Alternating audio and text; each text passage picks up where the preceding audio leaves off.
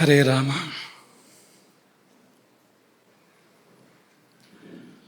ಯತ್ರೈವ ಯತ್ರೈವ ಮನೋ ಮದೀಯಂ ತತ್ರೈವ ತತ್ರೈವ ತವ ಸ್ವರೂಪಂ. ಯತ್ರೈವ ಯತ್ರೈವ ಶಿರೋ ಮದೀಯಂ ತತ್ರೈವ ತತ್ರೈವ ಪದದ್ವಯಂ ತೇ.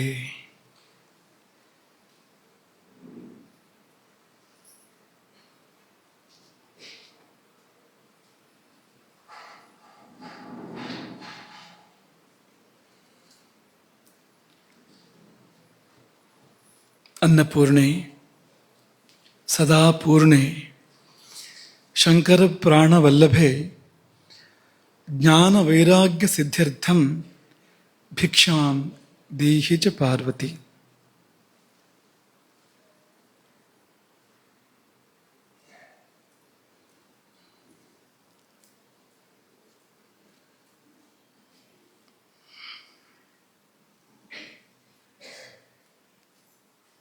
ನಿತ್ಯ ಪ್ರವಚನದ ಆರಂಭದಲ್ಲಿ ನಿನ್ನೆಯ ಪ್ರವಚನದ ನೆನಪನ್ನು ಸ್ವಲ್ಪ ಸ್ವಲ್ಪ ಮಾಡ್ಕೊಳ್ತೇವೆ.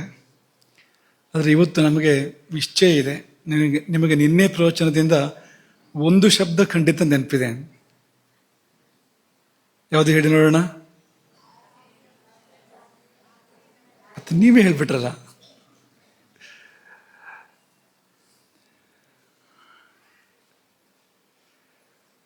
ಮನೆಯಿಂದ ಕರೆ ಬಂದರೆ ಪ್ರವಚನ ಕೇಳ್ತಾ ಇದೀಯಾ ಅಂತ ಕೇಳಿದ್ರೆ ಹೌದು ಹೌದು ಆಸೀನ ಪ್ರಚಲಾಯಿತ ಮೂಲಕ ಕೇಳ್ತಾ ಇದ್ದೀನಿ ಅಂತ ಹೇಳ್ತೀರಾ? ಏನು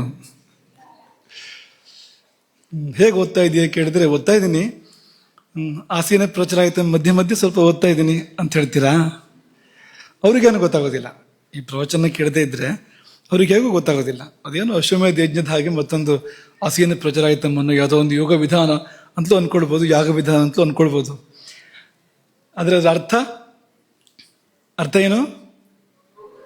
ತೂಕಡಿಕೆ ಅಂತ ಅರ್ಥ. ಗಂಭೀರವಾದ ಶಬ್ದ. ದೇವಾನಾಂ ಪ್ರಿಯ ಅಂತ ಹೇಳಿದ ಹಾಗೆ ಇನ್ನು ಗೊತ್ತೇ ಆಗೋದಿಲ್ಲ.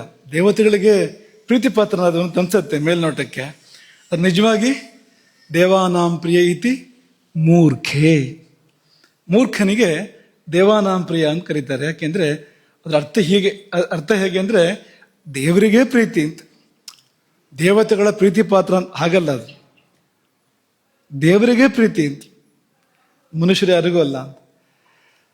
ಹಾಗೆ ಅನೇಕ ಶಬ್ದಗಳಿದೆ. ಅದರ ಹಾಗೆ ಈ ಆಸೀನ ಪ್ರಚಲಾಯಿತಂ ಅನ್ನೋದು ಕೂಡ ತಿಲಕಾಷ್ಟ ಮಹೇಶ ಬಂಧನದ ಹಾಗೆ ಶಬ್ದ ತುಂಬ ವಿಶೇಷವಾಗಿ ಕೇಳ್ತದೆ. ಅದರ ಅರ್ಥ ಮಾತ್ರ ತೂಕಡಿಕೆ ಅಂತ, ಕೂತಲ್ಲೇ ತೂಗಾಡೋದು ಅಂತ ಅರ್ಥ ಅದಕ್ಕೆ. ಅದರಲ್ಲಿ ವಾತಕೋಪವೂ ಇಲ್ಲ, ಶ್ಲೇಷ್ಮ ಕೋಪವೂ ಇಲ್ಲ, ಕಫಕೋಪವೂ ಇಲ್ಲ.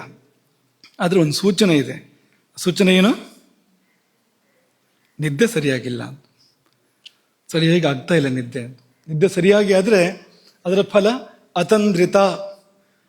ತೂಕಡಿಕೆ ಬರೋದೇ ಇಲ್ಲ.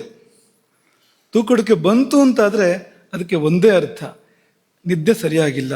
ಮಲಗಿದ್ನಲ್ಲ 6 ತಾಸು 8 ತಾಸು ಅಂದ್ರೆ ಎಷ್ಟೋ ಬಾರಿ ಮಲಗಿರ್ತೇವೆ, ನಿದ್ದೆ ಬಂದಿರೋದಿಲ್ಲ. ಇದು ಬಂದಿತ್ತು ನಿದ್ದೆ ಅಂದ್ರೆ ಬಂದಿತ್ತು, ಆದರೆ ಎಷ್ಟು ಆಳಕ್ಕೆ ಬಂದಿತ್ತು ಅದು ಗೊತ್ತಿರೋದಿಲ್ಲ ನಮಗೆ. ಎಷ್ಟು ವಿಶ್ರಾಂತಿ ಸಿಕ್ಕಿತ್ತು ಕಲ್ಪನೆ ಇರೋದಿಲ್ಲ. ಆಗ ಆ ಕೊರತೆ ನೀಗೋದಕ್ಕೆ ಈ ತೊಂದರೆ, ಆ ನಿದ್ರೆ ತಂಗಿ ತೊಂದರೆ ಬರ್ತದೆ. ಅದು ನಮ್ಮನ್ನು ತೂಗಾಡಿಸ್ತದೆ. ಈ ಕಡೆಗೆ ನಿದ್ದೆನೂ ಅಲ್ಲ, ಆ ಕಡೆಗೆ ಎಚ್ಚರನೂ ಅಲ್ಲ, ಅಂತಹದ್ದೊಂದು ಸ್ಥಿತಿ. ನಿದ್ದೆಯ ಪೂರ್ಣ ವಿಶ್ರಾಂತಿ ಸಿಗ್ತದೆ ಅಂದ್ರೆ ಇಲ್ಲ. ಹೋಗಲಿ, ಎಚ್ಚರದ ಪೂರ್ತಿ ಅರ್ಥ ಆಗ್ತದ ನಡೀತಾ ಇರೋದು ಅಂದ್ರೆ ಅದು ಕೂಡ ಇಲ್ಲ. ಎರಡರ ಮಧ್ಯೆ ಅನ್ನೋ ಹಾಗೆ ಆಗ್ಬಿಡ್ತದೆ. ಇತೋ ಭ್ರಷ್ಟ ತಥೋ ಭ್ರಷ್ಟ ಎನ್ನುವ ಹಾಗಿದೆ ನೋಡಿ ಆ ತೂಕಡಿಕೆ ಅಂತ. ಹಾಗಾಗಿ ದೋಷವೂ ಇಲ್ಲ, ಗುಣವೂ ಇಲ್ಲ. ದೋಷ ಇಲ್ಲವೇ ಇಲ್ಲ ಅಂತ ಹೇಳೋ ಹಾಗಿಲ್ಲ, ತಮೋ ಗುಣ ಆಡ್ತಾ ಇದೆ ಅಂತ ಅರ್ಥ. ಅದಕ್ಕೆ ತೂಕಡಿಕೆ ಬರ್ತಾ ಇದೆ ಅಂದರೆ. ಹಾಗಾಗಿ ಅದನ್ನು ಗಮನಿಸ್ಕೊಳ್ಬೇಕು. ಇನ್ನೊಂದು ಪ್ರಶ್ನೆ, ಈ ದೇವತೆಗಳ ಪೈಕಿಯಲ್ಲಿ ತನ್ನ ಶರೀರಾವಯವದಲ್ಲಿ ಅಗ್ನಿಯುಳ್ಳ ದೇವತೆ ಯಾರು ಹೇಳ್ತೀರಾ? ತನ್ನ ಶರೀರದ ಒಂದು ಅವಯವದಲ್ಲಿ ಅಗ್ನಿಯನ್ನು ಹೊಂದಿದ್ದಾನೆ ಅಂತ ದೇವತೆ ಯಾರು ದೇವತೆಗಳ ಪೈಕಿಯಲ್ಲಿ? ಅಥವಾ ಹೊಂದಿದ್ದಾನೆ ಯಾರು ಅಂತ ಗೊತ್ತಾಗತ್ತಾ? ಒಂದೊಂದೇ ದೇವರು ನೆನಪು ಮಾಡ್ಕೊಳ್ಳಿ. ಅಂಗದಲ್ಲಿ ಅಗ್ನಿ ಇದೆ, ಒಂದು ಅಂಗದಲ್ಲಿ ಅಗ್ನಿ ಇದೆ. ಯೋಚನೆ ಮಾಡಿ. ಹೇಳು. ಶಿವ. ಎಲ್ಲಿ?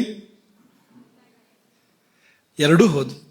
ಕಣ್ಣಿನಲ್ಲಿ ಅಗ್ನಿ ಇದೆ, ಸೋಮನೇತ್ರ, ಸೂರ್ಯನೇತ್ರ ಮತ್ತು ಅಗ್ನಿ ನೇತ್ರ, ನೇತ್ರತ್ರಯ ವಿಭೂಷಿತ ಶಿವ. ಎಡಗಣ್ಣು ವಾಮನೇತ್ರ, ಸೋಮನೇತ್ರ, ದಕ್ಷನೇತ್ರ, ಸೂರ್ಯನೇತ್ರ. ಇನ್ನು ತೃತೀಯ ನೇತ್ರ ಲಲಾಟ ನೇತ್ರ ಅಥವಾ ಫಾಲನೇತ್ರ, ಅದ್ಯಾವುದದು? ಒಂದು ಅವಯವದಲ್ಲಿ ಅಗ್ನಿ ಇದೆ ನೋಡಿ, ಅಗ್ನಿಯುಳ್ಳ ದೇವ ಅಂತ. ಅಲ್ಲಿ ಮಾತ್ರ ಅಲ್ಲ, ಹಣೆಯಲ್ಲಿ ಮಾತ್ರ ಅಲ್ಲ, ನಟರಾಜನ ಭಂಗಿಗಳನ್ನು ಗಮನಿಸಬೇಕು. ಅಲ್ಲಿ ಕೈಯಲ್ಲಿ ಅಗ್ನಿ ಇರ್ತದೆ ಅಂತ, ಕೈಯಲ್ಲಿ ಕೂಡ ಅಗ್ನಿ ಇದೆ ಅಂತ. ಹೀಗೆ ಬೇರೆ ದೇವತೆಗಳಿಲ್ಲ. ಅಗ್ನಿಯನ್ನೇ ಹೊರತುಪಡಿಸಿದ್ರೆ ಇಂದ್ರವರುಣ ಅಗ್ನಿ, ಅವನು ಸರ್ವಾಂಗ ಅಗ್ನಿ, ಅಗ್ನಿ ಹಿಡ್ಕೊಂಡಿರೋಕ್ಕೇನೂ ಇಲ್ಲ, ಪೂರ್ತಿ ಅಗ್ನಿ ಅವನು. ಮತ್ತೆ ಯಾವ ದೇವರಲ್ಲೂ ಕೂಡ ನಾವು ಇದನ್ನು ಕಾಣೋದಿಲ್ಲ. ಆದರೆ ಶಿವನಲ್ಲಿ ಕಾಣ್ತೇವೆ ಅನ್ನೋದನ್ನು ಸುಮ್ಮನೆ ನಿಮ್ಗೆ ನೆನಪು ಮಾಡಿದ್ವು. ಕಾಲಾಗ್ನಿ ರುದ್ರನಿಗೆ ಪೂರಕವಾಗಿ ಈ ಮಾತುಗಳನ್ನು ಹೇಳಿದ್ವು. ನಿನ್ನೆ ಆಧುನಿಕ ಸಂಶೋಧನೆಗಳ ಬಗ್ಗೆ ಹೇಳಿದ್ವು ಕೊನೆಯಲ್ಲಿ, ನಿಮಗೆ ನೆನಪಿದೆಯಾ ಅದೆಲ್ಲ? ಶಾಸ್ತ್ರ ಏನು ಹೇಳ್ತಾ ಇದೆಯೋ ಅದಕ್ಕೆ ಪೂರಕವಾಗಿ ಆಧುನಿಕ ಸಂಶೋಧನೆಗಳು ಕೂಡ ಇದ್ದಾವೆ. ನಿದ್ದೆ ಹೆಚ್ಚಾದ್ರೆ ಏನಾಗುತ್ತೆ, ಕಡಿಮೆ ಆದ್ರೆ ಏನಾಗುತ್ತೆ ನೆನಪಿದೆಯಾ? ಕಡಿಮೆ ಆದರೂ ಮರಣವೇ, ಹೆಚ್ಚಾದರೂ ಕೂಡ ಮರಣವೇ ಅಂತ ಆಧುನಿಕ ಸಂಶೋಧನೆಗಳು ಹೇಳ್ತವೆ. ಮರಣ ಸಾಧ್ಯತೆಗಳು ಹೆಚ್ಚಾಗ್ತವೆ. ನಿದ್ದೆ ಕಡಿಮೆ ಆದಾಗ ಒಂದು 14% ಜಾಸ್ತಿ ಆಗ್ತದೆ, ಸಾಯೋ ಸಾಧ್ಯತೆ ಪ್ರತಿಶತ 14% ಜಾಸ್ತಿ ಆಗ್ತದೆ. ಹೆಚ್ಚಾದಾಗ 32, 34, ಪ್ರತಿಶತ 34% ಜಾಸ್ತಿ ಆಗ್ತದೆ ಕಡಿಮೆ ಜಾಸ್ತಿ ಆದಾಗ ಅಂತ. ಹಾಗಾಗಿ ನೀವು ಜಾಸ್ತಿ ಮಾಡ್ತಿರೋ ಕಡಿಮೆ ಮಾಡ್ತಿರೋ ಸರಿಯಾಗಿ ಮಾಡ್ತಿರೋ ನೀವು ಆಲೋಚನೆ ಮಾಡ್ಕೋಬೇಕು ಅಂತ. ಇಲಿಗಳ ಮೇಲೆ ಪ್ರಯೋಗ ಮಾಡಿದಾಗ ನಿದ್ರಾಹೀನತೆಯನ್ನು ಪಾಪ ಅವು ಎಷ್ಟು ಕಾಲ ಬದುಕಿದ್ವು? 2 ವಾರಗಳಿಂದ 4 ವಾರಗಳ ಒಳಗಡೆ ಇಲಿಗಳ ಮರಣ ಸಂಭವಿಸ್ತು. ಅಂದ್ರೆ ಮರಣಕ್ಕೂ ನಿದ್ರೆಗೂ ಸಂಬಂಧ ಇದೆ. ನಾಯಿಗಳಿಗೆ ನಿದ್ರೆ ಕಡಿಮೆ ಅಂತ ಲೆಕ್ಕ. ಆದ್ರೆ ಆ ಬರೋ ನಿದ್ರೆನೂ ಮಾಡಕ್ ಬಿಡದೇ ಇದ್ದಾಗ ಅವು 9 ದಿನಗಳಿಂದ 17 ದಿನಗಳ ಒಳಗಡೆ ಮರಣ ಹೊಂದಿದ್ವು, ಎಲ್ಲ ನಾಯಿಗಳು ಕೂಡ. ಯಾವ್ಯಾವ ನಾಯಿಗಳ ಮೇಲೆ ಪ್ರಯೋಗ ಮಾಡಲಾಯಿತು, ಎಲ್ಲ ನಾಯಿಗಳು 9 ದಿನಗಳಿಂದ 17 ದಿನಗಳ ಮಧ್ಯದಲ್ಲಿ ಮರಣ ಹೊಂದಿದ್ವು. ಅಂದ್ರೆ ಇದರಿಂದ ಅರ್ಥ ಮಾಡ್ಕೊಳ್ಬೇಕಾಗಿದ್ದು, ನಿದ್ದೆಗೂ ಆಯುಸ್ಸಿಗೂ ಸಂಬಂಧ ಇದೆ. ಸರಿಯಾಗದೆ ಇದ್ರೆ ನಿದ್ದೆಗೂ ಮರಣಕ್ಕೂ ಸಂಬಂಧ ಇದೆ. ಆಚಾರ್ಯರು ಹೇಳಿದಾರಲ್ವಾ, ಸುಖಾಯುಷಿ ಪರಾಕುರ್ಯಾತ್. ಅಕಾಲದಲ್ಲಿ ಅಥವಾ ಅತಿ ಪ್ರಸಂಗ ಹೀಗೆಲ್ಲ ಮಾಡಿದ್ರೆ ನಿದ್ದೆಯನ್ನ ಸುಖ ಮತ್ತು ಆಯುಸ್ಸು ಎರಡೂ ಹಾನಿ. ಬದುಕಿದ್ದಲ್ಲಿ ಸುಖ ಮತ್ತು ಬದುಕನ್ನೇ ನಾಶ ಮಾಡ್ತದೆ ಅದು. ಇನ್ನೊಂದು ಪರಿಷ್ಕಾರ ಇದೆ. ನಿನ್ನೆ ಒಂದು ವಿಷಯ ಸ್ವಲ್ಪ ಮುಟ್ಟಿಬಿಟ್ಟು ಅರೆಬರೆ ಹೇಳಿಬಿಟ್ಟು ಅದನ್ನ ಇವತ್ತು ತಗೊಳ್ತಾ ಇದ್ದೇವೆ. ಹೃದಯ ಕಮಲಕ್ಕೆ 3 ಸ್ಥಿತಿಗಳಿದೆ. ಹೃದಯ ಕಮಲ ಮೊಗ್ಗಾಗಿರ್ತದೆ, ಅದು ಅರಳು ಇರ್ತದೆ ಮತ್ತು ಅರೆಬಿರಿದು ಇರ್ತದೆ ಅಂತ. ಈ 3 ಸ್ಥಿತಿಗಳು: ಮೊಗ್ಗು, ಅರಳಿದ ವಿಕಸಿತ ಸ್ಥಿತಿ, ಮುಕುಲ ಸ್ಥಿತಿ, ವಿಕಸಿತ ಸ್ಥಿತಿ ಮತ್ತು ಇನ್ನೊಂದು ಅರೆಬಿರಿದ ಸ್ಥಿತಿ. 3 ಸ್ಥಿತಿಗಳು. ಕೆಲವೊಮ್ಮೆ ಹೃದಯ ಕಮಲ ಊರ್ಧ್ವಮುಖ, ಕೆಲವೊಮ್ಮೆ ಅಧೋಮುಖ, ಕೆಲವೊಮ್ಮೆ ತಿರ್ಯಂಗ್ಮುಖ, ಅಡ್ಡಡ್ಡಲಾಗಿರ್ಲಿಕ್ಕೆ ಸಾಧ್ಯತೆ ಇದೆ ಇದು ಅಂತ. ಎಲ್ಲಿದೆ ಈ ಹೃದಯ ಕಮಲ ಅಂದ್ರೆ ಎದೆಗುಂಡಿಗೆಯ ಹಿಂಭಾಗದಲ್ಲಿ, ಬೆನ್ನುಮೂಳೆಯ ಮಧ್ಯದಲ್ಲಿ, ಎದೆಗುಂಡಿಗೆ ಹಿಂಭಾಗದಲ್ಲಿ. ಅಲ್ಲಿ ನಾವು ಅನಾಹತ ಚಕ್ರ ಅಂತ ಹೇಳ್ತೇವೆ, ಅನಾಹತ ಪದ್ಮ ಅಂತ ಹೇಳ್ತೇವೆ, ಅದೇ ಅದು. ಅಲ್ಲಿ ಹೃದಯ ಕಮಲ ತೇಜೋಮಯವಾಗಿರುವಂಥದ್ದು. ಯೋಗಿ ವೇದ್ಯ ಉಪಕರಣಗಳಿಗೆ ಸಿಗುವಂಥದ್ದಲ್ಲ, ಧ್ಯಾನದ ಅಂತಃಕರಣಕ್ಕೆ ಸಿಗುವಂಥದ್ದು. ಅಂತ ಹೃದಯ ಕಮಲವನ್ನು ಯೋಗಿಗಳು ವರ್ಣನೆ ಮಾಡ್ತಾರೆ. ಅದರ ವಿಷಯ ಇದು ಹೇಳ್ತಾ ಇರುವಂಥದ್ದು. ಮತ್ತು ಈ ಹಾರ್ಟ್ ಅನ್ನೋ ಹೃದಯ ಇದೆಯಲ್ಲ, ಇದು ಮೇಲೆ ಕೆಳಗೆ ಎಲ್ಲ ಆದರೆ ಕೇಳಿ ಅವ್ರನ್ನೇ ಏನೇನಾಗ್ಬೋದು ಅಂತ ಕೇಳಿ. ಇರೋ ಜಾಗದಿಂದ ಚೂರು ಅಲ್ಲಾಡಿದ್ರೆ ಸಾಕು, ಅದು ಏನು ಬೇಕಾದ್ರೂ ಆಗ್ಬೋದು ಅಂತ. ಹಾಗೆ ಏನಿದು ಅಂತ ಕೇಳಿದ್ರೆ, ನಿದ್ದೆ ಬಂದಾಗ ತಮೋಗುಣ ಆ ಸಮಯದಲ್ಲಿ ಕೆಲಸ ಮಾಡುವಂಥದ್ದು. ಹೃದಯಂ ಚೇತನಾಸ್ಥಾನ ಮುಕ್ತಂ ಸುಶ್ರುತ ದೇಹಿನಾಂ ತಮೋಭಿಭೂತೆ ತಸ್ಮಿಂಸ್ತು ನಿದ್ರಾ ವಿಶತಿ ದೇಹಿನಾಂ. ಇದು ಸುಶ್ರುತ ಸಂಹಿತೆ. ಹೃದಯಂ ಚೇತನಾಸ್ಥಾನ ಮುಕ್ತಂ, ಹೃದಯವೇ ಚೇತನಾ ಸ್ಥಾನ, ಚೈತನ್ಯದ ಜೀವ ಚೈತನ್ಯದ ಸ್ಥಾನ ಅದು ಹೃದಯ ಎನ್ನುವಂಥದ್ದು. ಚೇತನಾ ಸ್ಥಾನ ಮುಕ್ತಂ ಸುಶ್ರುತ ದೇಹಿನಾಂ ತಮೋಭಿಭೂತೆ ತಸ್ಮಿಂಸ್ತು. ಆ ಹೃದಯವನ್ನ ತಮಸ್ಸು ಮುಸುಕಿದಾಗ, ತಮೋಗುಣ ಮುಸುಕಿದಾಗ ನಿದ್ರಾ ವೇಷತಿ ದೇಹಿನಾಂ, ಜೀವಿಗಳಿಗೆ ನಿದ್ದೆ ಅಂತ ಬರ್ತದೆ. ನಿದ್ದೆ ಬರುವಾಗ ಹೃದಯವನ್ನ ತಮೋಗುಣ ಮುಸುಕಬೇಕು. ಹಾಗೆ ಮುಸುಕಿದಾಗ ಏನಾಗ್ತದೆ ಅಂದ್ರೆ ಸ್ವಪತಶ್ಚ ನಿಮೀಲತಿ, ಹೃದಯ ಮೊಗ್ಗಾಗ್ತದೆ ಆ ಸಮಯದಲ್ಲಿ. ಸ್ವಪತಶ್ಚ ನಿಮೀಲತಿ ಪುಂಡರೀಕೇಣ ಸದೃಶಂ ಹೃದಯಂ ಸ್ಯಾತ್ ಅಧೋಮುಖಂ. ಇದು ಸುಶ್ರುತ ಸಂಹಿತೆಯೇ. ದಲ್ಲಣಾಚಾರ್ಯರ ನಿಬಂಧ ಸಂಗ್ರಹ ವ್ಯಾಖ್ಯಾನ ಹೇಳುವಂಥದ್ದು. ಕಮಲ ಮುಕುಲಾಕಾರಂ ಹೃದಯಂ ಅಧೋಮುಖಂ. ಹೃದಯಂ ಕಮಲ ಮುಕುಲಾಕಾರಂ, ಕಮಲದ ಮೊಗ್ಗಿನಂತಿದೆ, ಅಧೋಮುಖಂ. ಇದು ನಿದ್ರಾಸ್ಥಿತಿ, ಯಾಕೆಂದ್ರೆ ತಮೋಗುಣ, ಹಾಗಾಗಿ ಮುದುಡಿದೆ ಅದು. ನಮ್ಮ ಕಣ್ಣು ಹಾಗೆ ಆಗುತ್ತಲ್ಲ, ನೇತ್ರ ಕಮಲ ಅದು ಹೀಗಾಗುತ್ತಲ್ವಾ, ಮುದುಡಿಕೊಳ್ಳುತ್ತೆ ನಿದ್ದೆ ಬಂದಾಗ, ಹಾಗೆ ಅಲ್ಲೂ ಕೂಡ ಆಗತ್ತೆ. ಅಧೋಮುಖ ತಮೋಗುಣ ಮೊಗ್ಗಿನ ಆಕಾರ. ಜಾಗೃತ ಸ್ಥಿತಿಯಲ್ಲಿದ್ದಾಗ, ನಾವು ಎಚ್ಚರದಲ್ಲಿದ್ದಾಗ ರಜೋಗುಣ ಕೆಲಸ ಮಾಡ್ತಾ ಇರುವಂಥದ್ದು. ಹಾಗಾಗಿ ನಾವು ಚಟುವಟಿಕೆಗಳನ್ನ ಮಾಡ್ತಾ ಇರ್ತೇವೆ.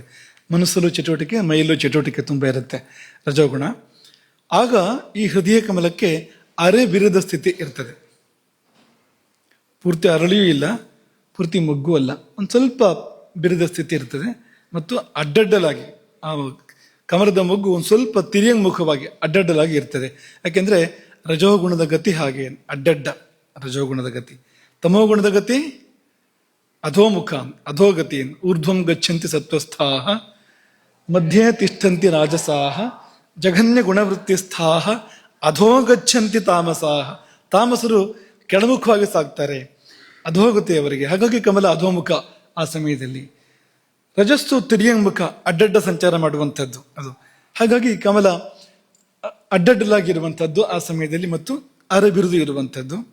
ಇನ್ನು ತುರಿಯ ಸ್ಥಿತಿ ಏರ್ಪಟ್ಟರೆ ರೇ, ಯಾಕೆಂದ್ರೆ ಅದು ಅಪರೂಪದಲ್ಲಿ ಯಾರೋ ಕೆಲವರಿಗೆ ಆಗ್ತಾ ಇದೆ, ಅದು ಇವತ್ತು ತುಂಬಾ ಅಪರೂಪದಲ್ಲಿ ಆಗ್ತಾ ಇದೆ, ಆಗಬೇಕಿತ್ತು ಎಲ್ಲರಿಗೂ ಕೂಡ. ಅದೇನಾದ್ರು ಏರ್ಪಟ್ರೆ ತುರಿಯ ಸ್ಥಿತಿ, ಆಗ ಆ ಕಮಲ ಊರ್ಧ್ವಮುಖ ಆಗತ್ತೆ. ಅಧೋಮುಖವಾದ ಕಮಲ ಊರ್ಧ್ವಮುಖ ಆಗತ್ತೆ. ಯಾಕೆಂದ್ರೆ ಊರ್ಧ್ವಂ ಗಚ್ಚಂತಿ ಸತ್ವಸ್ಥಾಹ, ಸತ್ವಗುಣ ಕೆಲಸ ಮಾಡ್ತಾ ಇದೆ ಅಂದ್ರೆ ಅದು ತನ್ನ ನಡೆಯನ್ನು ತೋರಿಸುತ್ತೆ. ಸತ್ವಗುಣ ಕೆಲಸ ಮಾಡುವಾಗ ಊರ್ಧ್ವಮುಖತೆ ಬರಲೇಬೇಕು. ಮನುಷ್ಯನೇ ಊರ್ಧ್ವಮುಖ ಆಗ್ತಾನೆ, ಮುಖನೇ ಹೀಗಾಗ್ಬೋದು. ಅನೇಕರು ಧ್ಯಾನ ಮಾಡುವಾಗ ಧ್ಯಾನ ಸ್ಥಿತಿ ಏರ್ಪಟ್ರೆ ಮುಖವೇ ಮೇಲಾಗೋದುಂಟು.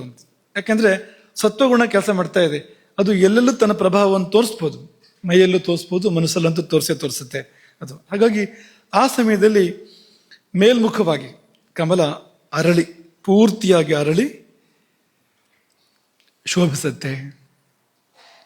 3 ಸ್ಥಿತಿಗಳು: ತಮೋಗುಣದ ಸ್ಥಿತಿ ಒಂದು, ರಜೋಗುಣದ ಸ್ಥಿತಿ ಒಂದು, ಸತ್ವಗುಣದ ಸ್ಥಿತಿ ಒಂದು. ತಮೋಗುಣ ನಿದ್ರೆ, ರಜೋಗುಣ ಎಚ್ಚರ, ಸತ್ವಗುಣ ಧ್ಯಾನ ಅಥವಾ ತುರಿಯ. ಹೀಗೆ 3 ಸ್ಥಿತಿಗಳ ಬಗ್ಗೆ ಆರ್ಯ ಸಂಸ್ಕೃತಿಯಲ್ಲಿ ಪ್ರಕಟವಾದ ಒಂದು ಲೇಖನ, ಶ್ರೀ ಶಂಕರನಾರಾಯಣ ಜೋಯಿಸರ ಲೇಖನ ನಿದ್ರೆ ವರವೋ ಅಭಿಶಾಪವೋ ಎಂಬ ಲೇಖನದಲ್ಲಿ ಈ ಎಲ್ಲ ಸಂಗತಿಗಳಿದೆ. ಅದರಲ್ಲಿ 2 ಅಂಶವನ್ನ ಸುಶ್ರುತ ಸಂಹಿತೆ ಉಲ್ಲೇಖ ಮಾಡುತ್ತೆ. ಜಾಗ್ರತಸ್ತದ್ ವಿಕಸತಿ ಸ್ವಪತಶ್ಚ ನಿಮೀಲತಿ. ಈ 3 ಹೇಳಿದ್ವಲ್ಲ ನಾವು, 2 ಅಂಶ ಸುಶ್ರುತ ಸಂಹಿತೆಯ ಮಾತಲ್ಲಿದೆ. ಎಚ್ಚರ ಇದ್ದಾಗ ವಿಕಸತಿ ಅಂತ ಸ್ವಲ್ಪ ವಿಕಾಸ ಆಗತ್ತೆ ಅಂತ, ಪೂರ್ತಿ ವಿಕಾಸ ಆಗತ್ತೆ ಅಂತಲ್ಲ. ಜಾಗ್ರತಸ್ತದ್ ವಿಕಸತಿ ಸ್ವಪತಶ್ಚ ನಿಮೀಲತಿ. 2 ಅಂಶ ಇಲ್ಲಿದೆ. 3ನೇ ಅಂಶ ಅದು ಯಾವಾಗ ಮೇಲ್ಮುಖ ಆಗಿ ಪೂರ್ತಿ ಅರಳುವಂಥದ್ದು ಅನ್ನೋದು ಯೋಗಶಾಸ್ತ್ರದಲ್ಲಿ ಮತ್ತು ತಂತ್ರಶಾಸ್ತ್ರದಲ್ಲಿ ವಿಪುಲವಾಗಿ ಇದೆ, ಚೂರ್ಪಾರು ಅಲ್ಲ. ದೇವ್ರ ಪೂಜೆ ಬಗ್ಗೆ ಹೇಳಿದ್ವಲ್ಲ ನಿನ್ನೆ ನಾವು ನಿಮಗೆ, ದೇವ್ರ ಪೂಜೆ ಅನ್ನೋದು ತಂತ್ರಶಾಸ್ತ್ರಕ್ಕೆ ಸೇರಿರುವಂಥದ್ದು. ಹಾಗಾಗಿ ಅಧೋಮುಖಂಚ ಹೃತ್ಪದ್ಮಂ ಪ್ರಣವೇನ, ಪ್ರಣವದಿಂದ ಮೇಲ್ಮುಖವಾಗಿ ಮಾಡ್ಕೋದನ್ನ, ಆಮೇಲೆ ಪೂಜೆ ಮಾಡಿದ್ರೆ ಪೂಜೆ ಅಂತ ಆಗೋದು, ಇಲ್ದಿದ್ರೆ ಪೂಜೆಯ ಒಂದು ಅಭ್ಯಾಸ, ಅಣಕ್ಕ ಮಾತ್ರ ಹೊರತು ನಿಜವಾದ ಪೂಜೆ ಅಲ್ಲ. ಅದು ಕೇವಲ ಬಾಹ್ಯಾಚಾರ ಹೊರತು ಜೀವ ಇಲ್ಲ ಅದಕ್ಕೆ ಅಂತ ಆಗ್ತದೆ. ಅಲ್ಲೇ ಜೋಯಿಸರು, ನಮ್ಮ ಉಪಾಧ್ಯಾಯರವರು, ಅವರು ಒಂದು ಮಾತನ್ನು ಹೇಳಿದ್ದಾರೆ. ಏನು ಹೇಳಿದ್ದಾರೆ ಅಂದ್ರೆ, ಯೋಗ ನಿದ್ರೆಗೆ ಈ ಜಾಗೃತ ಜೀವನವು ಕಾಲು ಹಾದಿಯಾದರೆ, ಅಂದ್ರೆ ಸಮಾಧಿ ಸ್ಥಿತಿಗೆ ಆತ್ಮ ಸಾಕ್ಷಾತ್ಕಾರಕ್ಕೆ ಜಾಗೃತ ಜೀವನ ಅನ್ನೋದು ಕಾಲು ಹಾದಿ. ಹಾಗಾದ್ರೆ ಈ ನಿದ್ರೆ ಹೆದ್ದಾರಿ ಅಂತ ಹೇಳಿದರು. ಯಾವುದಕ್ಕೆ? ಪರಮಾತ್ಮ ದರ್ಶನಕ್ಕೆ ಅಥವಾ ಯೋಗ ನಿದ್ರೆಗೆ ಅಥವಾ ಸಮಾಧಿಗೆ ನಿದ್ದೆ ಎನ್ನುವುದು ಹೆದ್ದಾರಿ ಎನ್ನುವಾಗ ನೀವು ಅರ್ಥ ಮಾಡ್ಕೊಳ್ಬೇಕು. ನಿದ್ದೆ ಮಹತ್ವ ಏನು? ಸುಮ್ಮನೆ ಬಿದ್ದು ಹೊರಗೋದಲ್ಲ. ನೀವು ಸಕ್ರಮವಾಗಿ ಅದನ್ನು ಮಾಡಿದರೆ ಆ ನಿದ್ರೆಯೇ ನಮ್ಮನ್ನು ಸಮಾಧಿಗೆ ಕರ್ಕೊಂಡು ಹೋಗ್ಬೋದು. ನಿದ್ರೆಯೇ ಯೋಗ ನಿದ್ರೆಯಾಗಿ, ಜಾಡ್ಯ ನಿದ್ರೆಯೇ ಅಜಾಡ್ಯ ನಿದ್ರೆಯಾಗಿ ಪರಿಣಮಿಸಬಹುದು. ಶಂಕರಾಚಾರ್ಯರು ಉಲ್ಲೇಖ ಮಾಡ್ತಾರೆ ಅದನ್ನು ಅಜಾಡ್ಯ ನಿದ್ರಾ ಅಂತ. ಅದನ್ನು ತುಂಬ ಸುಂದರವಾಗಿ ತಮ್ಮ ಯೋಗ ತಾರಾವಳಿ ಅನ್ನೋ ಗ್ರಂಥದಲ್ಲಿ ಅವರು ತುಂಬ ಚಂದದಲ್ಲಿ ವಿವರಣೆ ಕೊಡ್ತಾರೆ. ಅಜಾಡ್ಯ ನಿದ್ರಾ ಅಂತ, ಪ್ರಾದುರ್ಭವೇ ಕಾಚಿತ್ ಅಜಾಡ್ಯ ನಿದ್ರಾ ಅಂತ ಹೇಳ್ತಾರೆ ಅವರು. ಕಾಚಿತ್ ಅದು ಏನು ಹೇಗೆ ಅಂತ ಹೇಳೋಕ್ಕೆ ಸಾಧ್ಯ ಇಲ್ಲ. ಅವರ್ಣನೀಯ ಅಂತ, ಅನಿರ್ವಚನೀಯ ಅಂಥದ್ದೊಂದು ನಿದ್ದೆ ಪ್ರಾದುರ್ಭವೇ ಏರ್ಪಡುತ್ತದೆ. ಆವಾಗ ಅಂದರೆ ಅಂತರ್ಮುಖವಾದ ಅತಿಶಯವಾದ ವಿಮರ್ಶೆಯ ಮೂಲಕವಾಗಿ ಎಲ್ಲ ನಮ್ಮ ಹಳೆಯ ವಾಸನೆಗಳು, ಕರ್ಮ ವಾಸನೆಗಳು ಫಲಾಯಿತೇಶು ಓಡಿ ಹೋಗಿರಲು. ಪ್ರತ್ಯೇಕ ವಿಮರ್ಶಾತಿಶಯೇನ ಪುಂಸಾಂ ಪ್ರಾಚೀನ ಗಂಧೇಶು ಫಲಾಯಿತೇಶು. ಅಂತರ್ಮುಖವಾದ ಗತಿ ಅತಿಶಯವಾಗಿ ಏರ್ಪಟ್ಟು ನಮ್ಮ ಪ್ರಾಚೀನ ಗಂಧಗಳು, ಹಳೆಯ ವಾಸನೆಗಳೆಲ್ಲ ಓಡಿದಾಗ ಪ್ರಪಂಚ ಚಿಂತಾಂ ಪರಿವರ್ಜಯಂತಿ, ಪ್ರಪಂಚದ ಚಿಂತೆಯನ್ನೇ ಪರಿಹರಿಸಿ ಒಂದು ನಿದ್ದೆ ನಮ್ಮಲ್ಲಿ ಏರ್ಪಡುತ್ತದೆ. ಅದಕ್ಕೆ ಹೆಸರೇ ಅಜಾಡ್ಯ ನಿದ್ರೆ ಅಥವಾ ಯೋಗ ನಿದ್ರೆ ಅಂತ. ಅಯೋಗ ನಿದ್ರೆಗೆ ಈ ನಿದ್ರೆ ದಾರಿ, ಪೀಠಿಕೆ, ವೇದಿಕೆ ಆಗ್ಬೋದು. ಯಾವಾಗ ಅಂದರೆ ಸಕ್ರಮವಾಗಿ ಮಾಡಿದಾಗ, ಧ್ಯಾನದ ಮೂಲಕ ನಿದ್ದೆಗೆ ಹೋಗಬೇಕು ಅಥವಾ ನಿದ್ದೆಯನ್ನು ಮಾಡುವ ಸಮಯದಲ್ಲಿ ಮಾಡುವಂತೆ ಮಾಡಬೇಕು. ಹಾಗೆ ಮಾಡಿದಾಗ ಈ ನಿದ್ದೆ ಧಾತು ಸಾಮ್ಯವನ್ನು ಕೊಡುತ್ತೆ. ಅಂದರೆ ಅದನ್ನೇ ಕೊಡುತ್ತೆ ಅಂತ ಅರ್ಥ. ಧಾತು ಸಾಮ್ಯವನ್ನು ಕೊಡುತ್ತೆ ಅಂದರೆ ಸಮಾಧಿಯನ್ನೇ ಕೊಡುತ್ತೆ ಅಂತಲೇ ಅರ್ಥ ಅದಕ್ಕೆ ಅಂತ. ಆಯುರ್ವೇದ ಪ್ರತಿಜ್ಞೆ ಮಾಡೋದು ಕೂಡ ಹಾಗೆ ಅಂತ. ಈ ಶಾಸ್ತ್ರಕ್ಕೆ ಪ್ರಯೋಜನ ಏನು ಅಂತ ಪ್ರಶ್ನೆ ಮಾಡಿ ಆ ಪ್ರಯೋಜನ ಹೇಳುವಂಥದ್ದು ಧಾತು ಸಾಮ್ಯಂ. ಅದೇ ಈ ಶಾಸ್ತ್ರದ ಪ್ರಯೋಜನ. ಈ ಸಪ್ತಧಾತುಗಳಲ್ಲಿ ಅಥವಾ ತ್ರಿಧಾತುಗಳು ಇವುಗಳಲ್ಲಿ ಸಾಮ್ಯವನ್ನು ಏರ್ಪಡಿಸಿಕೊಡುವಂಥದ್ದು. ವೈಷಮ್ಯಮೇ ರೋಗ, ಧಾತು ಸಾಮ್ಯಂ ಅರೋಗತ, ಅದೇ ಆರೋಗ್ಯ ಎಂಬುದಾಗಿ ಈ ಶಾಸ್ತ್ರದ ಪ್ರಯೋಜನವನ್ನೇ ಅದನ್ನಾಗಿ ಹೇಳಿದೆ. ಅದನ್ನೇ ಮಾಡಿಕೊಡುತ್ತೆ ನಿದ್ರೆ. ಸರಿಯಾಗಿ ಮಾಡಿದರೆ ಈ ನಿದ್ದೆ ಒಂದೇ ಅದನ್ನು ಮಾಡಿಕೊಡುತ್ತೆ, ಧಾತು ಸಾಮ್ಯವನ್ನು. ನಿದ್ದೆ ಒಂದೇ ಮಾಡಿದ್ರೆ ಸಾಕಲ್ಲ, ಹಾಗಾದ್ರೆ ಬೇರೆ ಏನು ಬೇಕಾದ್ರೂ ಬೇರೆ ಸಮಯದಲ್ಲಿ ಮಾಡ್ಕೋಬೋದಲ್ಲ ಅಂತಂದ್ರೆ ನೀವು ಬೇರೆ ಸಮಯದಲ್ಲಿ ಏನು ಬೇಕಾದ್ರೂ ಮಾಡಿದರೆ ಬೇರೆ ಸಮಯದಲ್ಲಿ ಏನು ಬೇಕಾದ್ರೂ ಮಾಡಿದರೆ ನಿದ್ದೆ ಸರಿಯಾಗಿ ಬರೋಕ್ಕೆ ಸಾಧ್ಯ ಇಲ್ಲ ಅಂತ ನಮಗೆ ಅದನ್ನೇ ಕೇಳಬೇಕು ಅಂತಿದ್ವು. ಉದಾಹರಣೆಗೆ ಆಹಾರದಿಂದ ನಿದ್ರೆಗೆ ಅನುಕೂಲ ಹೇಗೆ ಹೇಳ್ತೀರಾ? ಪಾಠ ಆಗಿದೆ ನಿಮಗೆ, ಪ್ರವಚನ ಆಗಿದೆ. ಆಹಾರ ನಿದ್ದೆಗೆ ಸಹಾಯ ಮಾಡುತ್ತೆ. ಒಂದು ಉದಾಹರಣೆ ಕೊಡಿ. ನಿನ್ನೆ ನಾವು ಹೇಳಿದ್ದನ್ನು ಹೇಳಿ ನೋಡೋಣ.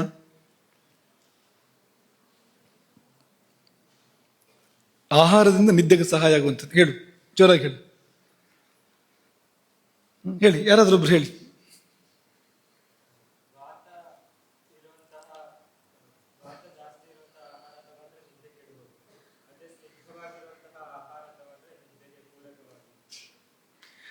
ಸರಿ ಇದೆ. ಅಂದ್ರೆ ವಾತಪ್ರಧಾನವಾದ ಆಹಾರವನ್ನ ಜಾಸ್ತಿ ತಗೊಳ್ಳದೇ ಇರೋದು ಅಂತ. ಅಂದ್ರೆ ವಾತಪ್ರಧಾನ ಆಹಾರವನ್ನು ಬಿಡಬೇಕು ಅಂತ ಹೇಳೋಕೆ ಆಗೋದಿಲ್ಲ. ಯಾಕೆಂದ್ರೆ ಅದು ಬೇಕಲ್ವಾ, ಶರೀರಕ್ಕೆ ವಾತವೂ ಬೇಕು. ಅದಿದ್ದರೆ ನಾವು ಚಟುವಟಿಕೆ ಮಾಡೋಕ್ಕೆ ಸಾಧ್ಯ ಇಲ್ಲ. ಈ ಕ್ರಿಯೆ ಅನ್ನೋದೇ ವಾತದಿಂದ ಅಂತ. ಆದರೆ ಅದನ್ನೇ ಜಾಸ್ತಿ ಬಳಸ್ತಾ ಹೋದ್ರೆ ನಿದ್ದೆ ಕಡಿಮೆ ಆಗತ್ತೆ. ಹಾಗೆ ಸ್ನಿಗ್ಧವಾದ ಅಂದ್ರೆ ಜಿಡ್ಡುಳ್ಳ ಆಹಾರವನ್ನು ಜಾಸ್ತಿ ಬಳಸಿದ್ರೆ ಅಥವಾ ಮಧುರವಾದ ಆಹಾರವನ್ನು ಜಾಸ್ತಿ ಬಳಸಿದ್ರೆ ನಿದ್ದೆ ಚೆನ್ನಾಗಿ ಬರುತ್ತೆ. ಅದರಿಂದ ಜಾಸ್ತಿ ಅಂದರೆ ಅದಕ್ಕೊಂದು ಇತಿಮಿತಿ ಇದೆ ಅದಕ್ಕೆ, ಅದನ್ನು ಬಿಟ್ಟೆಲ್ಲ ಅಲ್ಲ. ಆಮೇಲೆ ಇನ್ನೊಂದು ಹೇಳಿದ್ದು, ಸಾಯಂಕಾಲದ ಆಹಾರದ ಬಗ್ಗೆ ಹೇಳಿದ್ದು ನೆನಪಿದ್ಯಾ ನಿಮಗೆ? ಸಂಜೆ ಆಹಾರವನ್ನ ಸಾವಕಾಶಸ್ತು ಯೋಭುಂಕ್ತೆ, ಸ್ವಲ್ಪ ಜಾಗ ಇಟ್ಟು ಮಾಡಬೇಕು ಅಂತ.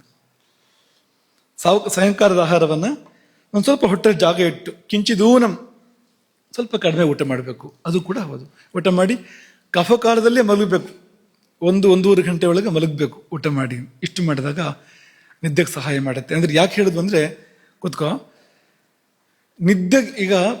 ನಿದ್ದೆ ಒಂದನ್ನು ಸರಿ ಮಾಡಿದ್ರೆ ಸಾಕು ಅನ್ನೋದು ಹೌದಾದ್ರೂ ಆ ನಿದ್ದೆ ಒಂದನ್ನು ಸರಿ ಮಾಡಬೇಕು ಅಂದ್ರೆ ಉಳಿದಿದ್ದೆಲ್ಲ ಸರಿ ಇರ್ಬೇಕಾಗಿದೆ ಅನಿವಾರ್ಯ. ಆಹಾರ ಸರಿ ಇರಬೇಕು, ವಿಹಾರ ಸರಿ ಇರಬೇಕು, ಇಲ್ಲದಿದ್ರೆ ನಿದ್ದೆ ಸರಿ ಇರೋದಿಲ್ಲ. ಆಯುರ್ವೇದವೆಂಬ ಈ ತಂತ್ರದ ಶಾಸ್ತ್ರದ ಪ್ರಯೋಜನ ಏನು ಅಂದ್ರೆ ಧಾತು ಸಾಮ್ಯ. ಆ ಧಾತು ಸಾಮ್ಯ ಬೇರೆಯಲ್ಲ, ನಿರ್ವಿಕಲ್ಪ ಸಮಾಧಿ ಬೇರೆಯಲ್ಲ, ಆತ್ಮದರ್ಶನ ಬೇರೆಯಲ್ಲ. ಯೋಗದ ನಿರ್ವಿಕಲ್ಪ ಸಮಾಧಿ ಅಥವಾ ವೇದಾಂತದ ಅದ್ವೈತ ಆತ್ಮಸಾಕ್ಷಾತ್ಕಾರ, ಆಯುರ್ವೇದದ ಧಾತು ಸಾಮ್ಯ ಎಲ್ಲ ಒಂದೇ ಅದು ಅಂತ. ಅಂದ್ರೆ ಈ ಶಾಸ್ತ್ರಗಳೆಲ್ಲ ಒಂದೇ ಕಡೆಗೆ ಹೊರಟಿವೆ. ಬೇರೆ ಬೇರೆ ದಾರಿಗಳು ಅದ್ರ ಹೋಗಿ ತಲುಪುವ ಗುರಿ ಒಂದೇ. ಆಯುರ್ವೇದ ಅಂದ್ರೆ ಬರೀ ಶರೀರಕ್ಕೆ ಸಂಬಂಧಪಟ್ಟಿದ್ದು, ಆರೋಗ್ಯಕ್ಕೆ ಸಂಬಂಧಪಟ್ಟಿದ್ದು. ಹೌದು, ಆರೋಗ್ಯಕ್ಕೆ ಸಂಬಂಧಪಟ್ಟಿದ್ದೆ. ಆದ್ರೆ ಪೂರ್ಣಾರೋಗ್ಯ ಅಂದ್ರೆ ಆತ್ಮದರ್ಶನ. ಪೂರ್ಣಾರೋಗ್ಯ ಏರ್ಪಟ್ಟ ಕೂಡಲೇ ಆತ್ಮದರ್ಶನ ಆಗ್ತದೆ. ಅಲ್ಲಿ ಅದೇ ಕ್ಷಣದಲ್ಲಿ ಆತ್ಮದರ್ಶನ ಆಗ್ತದೆ. ಪೂರ್ಣಾರೋಗ್ಯ ಏರ್ಪಡಬೇಕಾದ್ರೆ ಪೂರ್ಣ ಧಾತು ಸಾಮ್ಯ ಏರ್ಪಡಬೇಕು. ಧಾತು ಸಾಮ್ಯವೇ ಆರೋಗ್ಯ ಅಂತ. ಇದಿಷ್ಟು. ಇನ್ನು ಒಂದು ಸಂಗತಿಯನ್ನು ನಾವಿಲ್ಲಿ ಪ್ರಸ್ತಾಪ ಮಾಡಬೇಕು. ಈ ಪ್ರಕರಣವನ್ನು ಬಿಟ್ಟು ಮುಂದಕ್ಕೆ ಹೋಗುವಾಗ, ಅಥವಾ ಮುಂದಕ್ಕೂ ಸಂಬಂಧ ಇರುವಂಥದ್ದೇ ಅದು. ಹಸಿವು ನಿದ್ರೆ ಎರಡಕ್ಕೂ ಸಂಬಂಧಪಟ್ಟಂತೆ ಒಂದು ಸಂಗತಿ, ಅದು ಬೇರೆ ಬೇರೆ ವಿಷಯಕ್ಕೂ ಅನ್ವಯ ಆಗುತ್ತೆ. ಅದನ್ನೊಂದು ಪ್ರಸ್ತಾಪ ಮಾಡಬೇಕು. ಈ ವೇಗಗಳು ಅಂತಿದೆ ಕೆಲವು ಆಯುರ್ವೇದದ ಭಾಷೆ. ವೇಗಗಳು ಅಂತ, ಈ ವೇಗಗಳನ್ನು ಧಾರಣೆ ಮಾಡಬೇಕು ಅಂತ ಆಯುರ್ವೇದ, ಧಾರಣೆ ಮಾಡಬಾರ್ದು ಅಂತ ಆಯುರ್ವೇದ ಹೇಳುತ್ತೆ. ಮಾಡಬೇಕು ಅಂತಲೂ ಹೇಳುತ್ತೆ. ನೋಡೋಣ ಅದನ್ನ. ವೇಗಗಳನ್ನು ಧಾರಣೆ ಮಾಡಬಾರದು. ವೇಗಗಳು ಅಂದ್ರೆ ಏನು ಅಂದ್ರೆ, ವೇಗಗಳು ಅಂದ್ರೆ ಗತಿ, ಪ್ರವಾಹ, ತೀವ್ರತೆ, ಒತ್ತಡ ತಾನಾಗಿ ಏರ್ಪಡುವಂಥದ್ದು. ನಮ್ಮ ಶರೀರದಲ್ಲಿ ಸಹಜವಾಗಿ ಏರ್ಪಡುವಂಥದ್ದು. ನಾವೇನೋ ಮಾಡಿದ್ದಲ್ಲ, ತಾನಾಗಿ ಏರ್ಪಡುತ್ತದೆ. ಇದನ್ನು ಶರೀರ ಮಾಡ್ತಾ ಇರ್ತದೆ. ಇದನ್ನು ಯಾಕೆ ಮಾಡ್ತಾ ಇರ್ತದೆ ಅಂದ್ರೆ, ಕೆಲವು ಸಾರಿ ಕಲ್ಮಶಗಳನ್ನು ಹೊರ ಹಾಕಲಿಕ್ಕೆ ನಮ್ಮಲ್ಲಿ ವೇಗಗಳು ಏರ್ಪಡುತ್ತವೆ. ಈಗ ಮಲಮೂತ್ರಗಳ ವಿಸರ್ಜನೆ ಇರ್ಬೋದು, ಅಥವಾ ಇಂಥದ್ದು ಇರ್ಬೋದು. ಶರೀರದ ಕಲ್ಮಶ ತನ್ನನ್ನು ಶುದ್ಧ ಮಾಡಿಕೊಡೋದ್ರ ಸಲುವಾಗಿ ಶರೀರ ಕೆಲವು ವೇಗಗಳನ್ನು ಏರ್ಪಡಿಸುತ್ತೆ.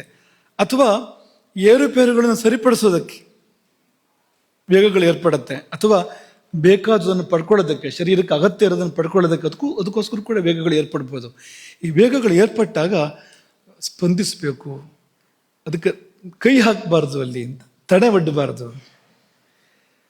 ತಡೆ ಒಡ್ಡಿದ್ರೆ ಅನಾಹುತಗಳಾಗ್ತವೆ ಅಂತ. ಹಾಗಾಗಿ ಮಾಡ್ತಾ ಇದ್ರಂತೂ ದೊಡ್ಡ ಅನರ್ಥಗಳು ಏನ್ ಬೇಕಾದ್ರೂ ಆಗ್ಬೋದು ಅಂತ ಹೇಳ್ತದೆ ಆಯುರ್ವೇದ. ಏನ್ ಬೇಕಾದ್ರೂ ಆಗ್ಬೋದು, ಯಾವ ತೊಂದರೆ ಬೇಕಾದ್ರೂ ಬರ್ಬೋದು. ಏನಪ್ಪಾ ಅಂದ್ರೆ, ಒಂದು ಸಣ್ಣ ಪಟ್ಟಿ ಇದೆ ಇಲ್ಲಿ, ಇನ್ನೂ ಇರ್ಬೋದು.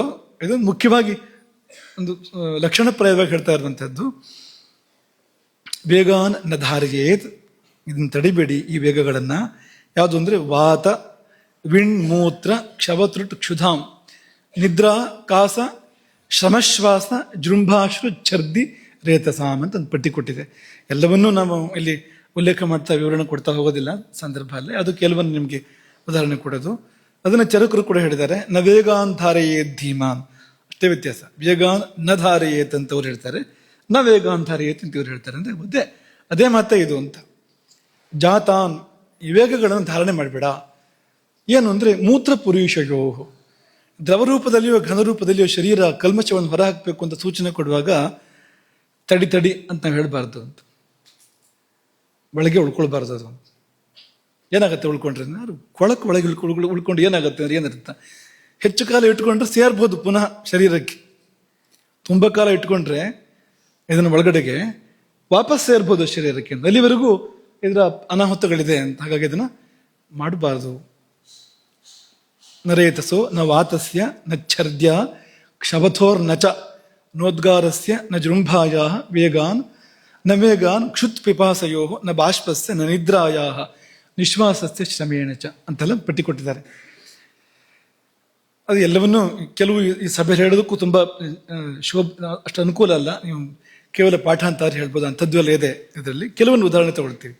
ಉದಾಹರಣೆಗೆ ಈ ಸೀನು, ಅದೊಂದು ವೇಗ. ಕ್ಷವಥು ಅಂತ ಹೇಳ್ತಾರೆ ಅದಕ್ಕೆ ಸಂಸ್ಕೃತದಲ್ಲಿ. ಅದೊಂದು ವೇಗ. ಇದನ್ನ ತಡೆ ಹಿಡಿಬೋದು ಅಲ್ವಾ? ಬೇರೆಯವರು ತಡೆ ಹಿಡಿಸೋ ಸುಲಭ ಇದೆ.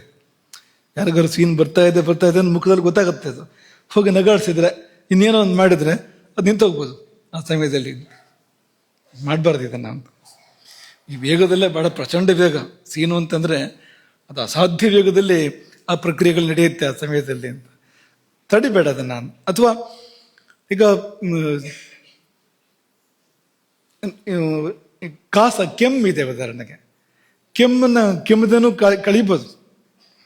ಕೆಮ್ಮು ಬಂದಾಗ ಮನೋನಿಗ್ರಹ ಮಾಡ್ತೇನೆ ನಾನು, ನನಗೆ ಅಂತಷ್ಟು ನಿಯಂತ್ರಣ ಇದೆ ಅಂತ ಕೆಮ್ಮದೇನೆ ಕಳಿಬೋದು. ಅದು ಸ್ವಲ್ಪ ಹೊತ್ತು ಬಿಟ್ಟು ದುಪ್ಪಟ್ಟಾಗಿ ಬರ್ಬೋದು, ಜಾಸ್ತಿ ಬರ್ಬೋದು. ಆಮೇಲೆ ಬರೋ ಅವಕಾಶ ಜಾಸ್ತಿ ಇರ್ತದೆ. ಸುಮ್ಮನೆ ಇರೋದಿಲ್ಲ ಕೆಮ್ಮೇನು. ಅದು ಪಾಪ ಕಫ ಹೊರಗೆ ಹಾಕೋಕೆ ಪ್ರಯತ್ನ ಮಾಡ್ತಾ ಇದೆ. ಶರೀರಕ್ಕೆ ಬೇಡ, ಅದು ತೊಂದರೆ. ಅದು ಹೊರಗೆ ಹಾಕಬೇಕು ಅಂತ ಪ್ರಯತ್ನ ಮಾಡ್ತಾ ಇದೆ. ಹೊರಗೆ ಹಾಕೋದು ಬಿಟ್ಟು ನಾವು ಅದನ್ನು ಕೆಮ್ಮದೆ ಕೂತ್ಕೊಳ್ಳೋದು, ಅಥವಾ ಕೆಲವರಂತೂ ಕೆಮ್ಮಿ ಮತ್ತೆ ಒಳಗೆ ಕಳಿಸ್ತಾರೆ ಅದನ್ನು, ಕಫವನ್ನು ನುಂಗ್ ಬಿಡ್ತಾರೆ. ಮತ್ತೆ ಪಾಪ ಅದು ಯಾತಕ್ಕೋಸ್ಕರ ಮಾಡಿದ್ದದು, ನಾವು ಸರಿ ವಿರುದ್ಧ ಪ್ರತಿಕ್ರಿಯೆ ನಮ್ಮದು ಅಂತ ನುಂಗ್ಬಿಡೋದು ಅಂತ, ಅದನ್ನು ಹೀಗೂ ಎಲ್ಲ ಆಗೋದುಂಟು ಅಂತ. ಜೃಂಭ ಆಕಳಿಕೆ ಅಲ್ವಾ, ಅದಂತೂ ಅದು ಇಂಥ ಸಮಯಕ್ಕೆ ವಿಶೇಷ. ಯಾವ್ದಾದ್ರು ಒಳ್ಳೆ ವಿಷಯ ನಡೀತಾ ಇದೆ ಅಂತ ಬಂತು ಅಂತ ಲೆಕ್ಕ ಅಂತ. ಸಂದೇಶ ಏನಂದ್ರೆ ನಿಲ್ಲಿಸಿ ಪ್ರವಚನ ನಿಲ್ಲಿಸಿ, ಪಾಠ ನಿಲ್ಲಿಸಿ ಅಂತ ಸಂದೇಶ. ಅದು ಎಷ್ಟೊತ್ತು ಕೊರಿತಾ ಇದ್ದೀರಿ ಅಂತ ಅದ್ರ ಅರ್ಥ ಅದು ಅಂತ. ನಾವು ಬಾಯಿ ಬಿಟ್ಟು ಹೇಳ್ತಾ ಇದ್ರು, ಅದು ಹೇಳ್ತಾ ಇದೆ, ಅದು ಆಕಳಿಕೆ ಹೇಳ್ತಾ ಇದೆ.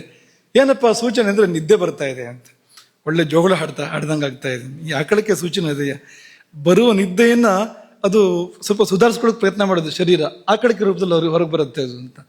ಹಾಗಾಗಿ ನಾವು ಆಕಳಿಸ್ತಾ ಇರ್ತೇವೆ, ಜಾಂಬವಂತ ಹೊರಗೆ ಬರ್ತಾ ಇರ್ತಾನೆ, ಆಕಳಿಸ್ತಂತೆ. ಬ್ರಹ್ಮದೇವರು ಆಕಳಿಸಿದಾಗ ಆಗಾಯ್ತಂತೆ, ಜಾಂಬವಂತ ಹೊರಗೆ ಬಂದಂತೆ ಆಕಳಿಕೆಯಿಂದ. ನಾವು ಆಕಳಿಸಿದ್ರೆ ಯಾವ ಒಂತ ಹೊರಗೆ ಬರ್ತಾನೋ ಗೊತ್ತಿಲ್ಲ, ಅದ್ರ ಬಲವಂತ ಅಂತೂ ಮಾಡಬೇಡಿ ಅಂತ. ಅಲ್ಲಿ ಕಣ್ಣೀರು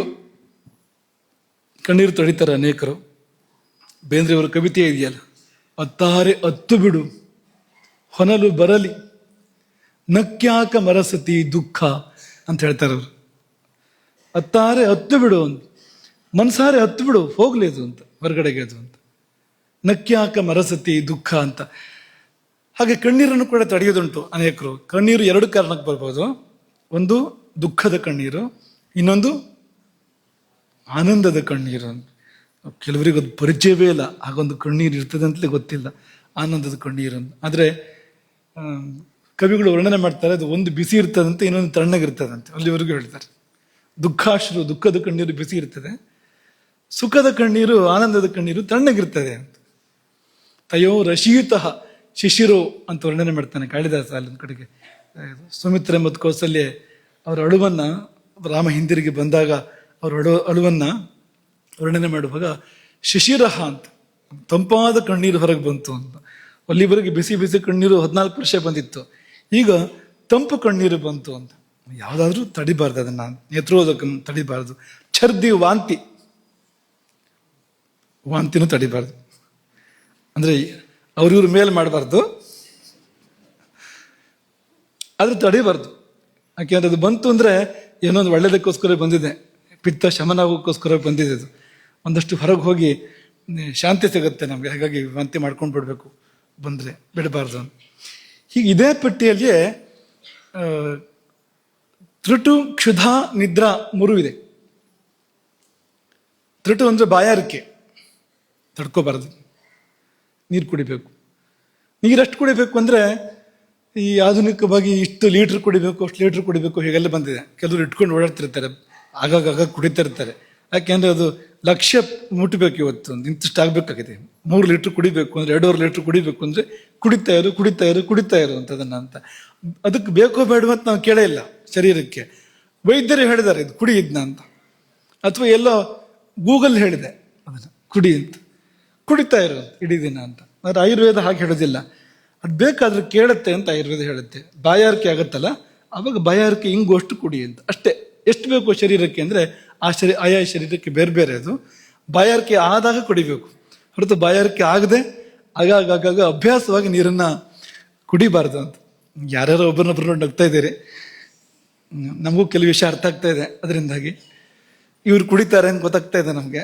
ಯಾಕೆಂದ್ರೆ ಕಣ್ ಸನ್ನೆ ಭಾಷೆಯಲ್ಲೇ ಗೊತ್ತಾಗತ್ತಲ್ವ ಅದು ಅಂತ. ಹಾಗಾಗಿ ಬಂದಾಗ ಅದು ಬಾಯಾರಿಕೆ ಆದಾಗ ಕುಡಿದೇ ಇರಬೇಡ, ನೀರು ಅವಶ್ಯ ಕುಡಿ. ಆದರೆ ಬಾಯಾರಿಕೆ ಇಲ್ಲದಿದ್ದಾಗ ಕುಡಿದ್ರೆ ಅದು ಭಾರ ಶರೀರಕ್ಕೆ, ಅದು ಉಪದ್ರವ, ಅದು ತೊಂದರೆ ಅದು. ಹಾಗಾಗಿ ಬಾಯಾರಿಕೆಯನ್ನು ತಡ್ಕೋಬೇಡ, ಕ್ಷುಧಾ ವೇಗವನ್ನು ತಡ್ಕೋಬಾರ್ದು, ಹಸಿವನ್ನು ತಡ್ಕೋಬಾರ್ದು. ಆದ ಕಾರಣಕ್ಕೂ ಅಗ್ನಿ ಎದ್ದು ಆಹಾರ ಕೊಡು ಅಂತ ಕೇಳಿದಾಗ ಕೊಟ್ಬಿಡ್ಬೇಕು. ಇಲ್ಲದ್ರೆ ಮತ್ತೆ ಏನಾದ್ರು ಸುಡುತ್ತೆ, ಅದು ಅಗ್ನಿ ಅಲ್ವಾ ಅದು. ಆಹಾರ ಕೊಡದೇ ಇದ್ರೆ ಇನ್ನೇನಾದ್ರೂ ಸುಡುತ್ತೆ. ಅದು ಬೇಕಾದನ್ನು ಸುಡ್ಬೋದು, ಬೇಡವಾದನ್ನು ಸುಡ್ಬೋದು. ನೀವು ಸರಿಯಾಗಿ ವ್ಯವಸ್ಥಿತವಾಗಿ ಮಾಡಿದ್ರೆ ಬೇಡವಾದನ್ನು ಸುಡುತ್ತೆ. ಸುಮ್ಮನೆ ಹಸಿವು ಕಟ್ಟಿದ್ರೆ ಬೇಕಾದದ್ದನ್ನು ಸುಡ್ಬೋದು, ಅದು ತೊಂದರೆ ಮಾಡ್ಬೋದು. ಹಾಗಾಗಿ ಹಸಿವನ್ನ ನಿಯಂತ್ರಿಸಬೇಡ, ಹಾಗೆ ನಿದ್ದೆಯನ್ನು ಕೂಡ ನಿಯಂತ್ರಿಸಬೇಡ. ಎಷ್ಟು ಖುಷಿ ಆಗ್ತಾ ಇದೆ ಅಲ್ವಾ, ನಿದ್ದೆಯನ್ನು ತಡ್ಕೋಬಾರ್ದು ಅಂತ ಹೇಳಿದ್ರಿಂದಾಗಿ ಅಲ್ಲೇ ಮಲ್ಕೊಂಡ್ಬಿಡಿ ಅಂತ. ಈ ಆರ್ಯರಿಗೆ ಕಷ್ಟ ಇದೆ ಇನ್ನು ಮುಂದೆ ಅಂತ. ತರಗತಿಯಲ್ಲಿ ಮಲ್ಕೊಂಡ್ಬಿಡೋದು. ಆಮೇಲೆ ಕೇಳಿದ್ರೆ ಗುರುಗಳು ಹೇಳಿದ್ದಾರೆ ನಿದ್ರಾ ವೇಗವು ಅಂತ ತಡ್ಕೊಳ್ಬಾರ್ದು ಅಂತ ಹೇಳಿದ್ದಾರೆ. ಈಗ ಬಂದಿದೆ, ಈಗ ಇನ್ನೇನು ಮಾಡಲಿ ಅಂತ. ತಡ್ಕೊಳ್ಬಾರ್ದು ಅನ್ನೋದು ಹೇಗೆ ಮುಖ್ಯವೋ ಹಾಗೆ ಅದು ಎಷ್ಟೊತ್ತಿಗೂ ಬರಬಾರ್ದು ಅನ್ನೋದು ಕೂಡ ಮುಖ್ಯವೇ ಅಂತ. ಅದು ಯಾವ್ಯಾವ್ಲಾರು ನಿದ್ದೆ ಬರ್ತಾ ಇದೆ ಅಂದರೆ, ಯಾವ್ಯಾವ್ಲಾರು ಹಸಿವಾಗ್ತಾ ಇದೆ ಅಂದರೆ ಅದು ಎಂತರ ಕೆಟ್ಟಿದೆ ಅಂತ ಅರ್ಥ. ಅದಕ್ಕೆ ಅದು ಮೊದಲು ಸರಿ ಮಾಡ್ಕೊಳ್ಬೇಕು, ಚಿಕಿತ್ಸೆ ಬೇಕು ಅಂತ ಅರ್ಥ. ಅದಕ್ಕೆ ಅದು ಸಕಾಲಕ್ಕೆ ಹಸಿವಾಗಬೇಕು, ಸಕಾಲಕ್ಕೆ ನಿದ್ದೆ ಬರಬೇಕು. ಯಾವ್ಯಾವ್ಲಾರು ನಿದ್ದೆ ಬರೋದಲ್ಲ ಅಂತ. ದೇವ್ರ ಪೂಜೆಗೆ ಕೂತಾಗ ಅಥವಾ ಪ್ರವಚನದಲ್ಲಿ ಕೂತಾಗ, ಓದೋಕೆ ಕೂತಾಗ ಎಲ್ಲ ಇದೇ ಬೇಕಾದ ಸಂದರ್ಭಕ್ಕೆ ಬರೋದು. ಅದು ಯಾವಾಗ ಬರಬಾರ್ದು ಆಗಲೇ ಬರೋದು.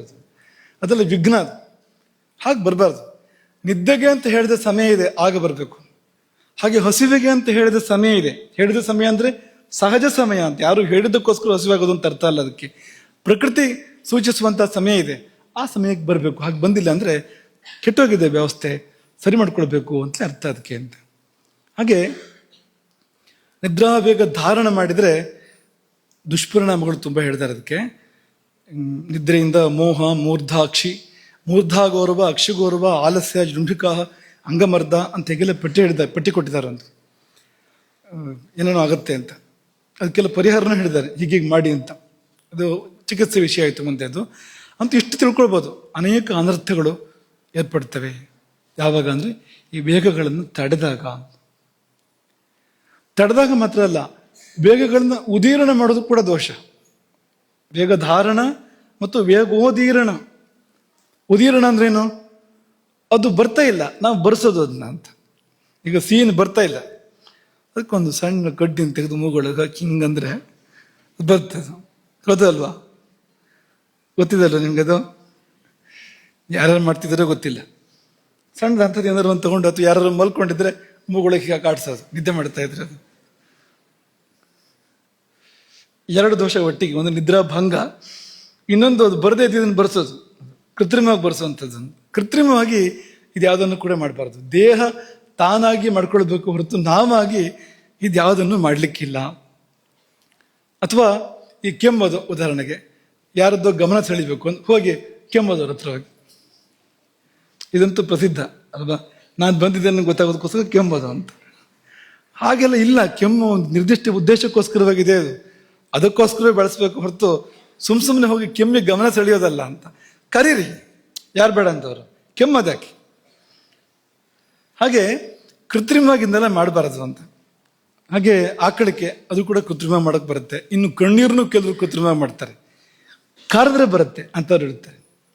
ಕಣ್ಣೀರು ಅವ್ರಿಗೆ ದುಃಖ ಆಗಬೇಕು ಅಂತಿಲ್ಲ, ದುಃಖ ಆದಾಗ ಕಣ್ಣೀರು ಬರಬೇಕು, ಆನಂದ ಆದಾಗ ಕಣ್ಣೀರು ಬರಬೇಕು, ಅಥವಾ ಕಣ್ಣಿಗೇನೋ ಬಿದ್ದರೆ ಕಣ್ಣೀರು ಬರಬೇಕು, ಹೊಗೆ ಬಂದರೆ ಮತ್ತೊಂದಾದ್ರೆ ಇಂಥ ಸಮಯಕ್ಕೆ ಎಲ್ಲ ಕಣ್ಣೀರು ಬರಬೇಕು, ಸಹಜ. ಅದು ಇದು ಅದಲ್ಲ, ಏನೂ ಇಲ್ಲ, ಅದು ಬಾ ಅಂದ್ರೆ ಬರುತ್ತೆ, ಹೋಗು ಅಂದ್ರೆ ಹೋಗುತ್ತೆ ಕಣ್ಣೀರು ಅಂತ. ಅದು ಹೇಗೋ ಅಭ್ಯಾಸ ಮಾಡ್ಕೊಂಡಿರ್ತಾರೆ. ಹಾಗೆ ಇದೆಲ್ಲ ಮಾಡಬಾರ್ದು.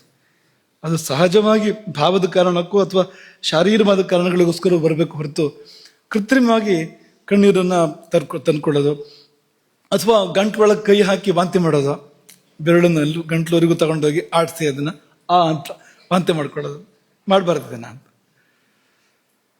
ನಿದ್ದೆ, ಅದನ್ನು ಕೂಡ ಕೃತ್ರಿಮವಾಗಿ ಮಾಡ್ಬೋದು. ಹೇಗೆ? ಮಾತ್ರೆ ತಗೊಂಡ್ರಾಯ್ತು, ನಿದ್ದೆ ಮಾತ್ರೆ ಕೃತ್ರಿಮವಾದ ನಿದ್ರೆ ಅದು ಅಂತ. ಆ ಕೃತ್ರಿಮವಾದ ನಿದ್ರೆ ಕೃತ್ರಿಮವಾದ ಫಲಗಳನ್ನೇ ಕೊಡಬೇಕು, ಅದು ನಿಜವಾದ ಫಲಗಳನ್ನು ಕೊಡೋಕೆ ಸಾಧ್ಯ ಇಲ್ಲ. ಮೂಲ ಹುಡುಕಿ ಅದಕ್ಕೆ ಪರಿಹಾರ ಮಾಡಬೇಕು ಹೊರತು ಯಾಕೆ ನಿದ್ದೆ ಬರ್ತಾ ಇಲ್ಲ ಅನ್ನೋದಕ್ಕೆ ಚಿಕಿತ್ಸೆಗಳಿದೆ, ಅದನ್ನು ಮಾಡಬೇಕು ಹೊರತು ಇದು ಮಾಡೋದಲ್ಲ, ಮಾತ್ರೆ ತಗೊಂಡು ನಿದ್ದೆ ಮಾಡೋದಲ್ಲ.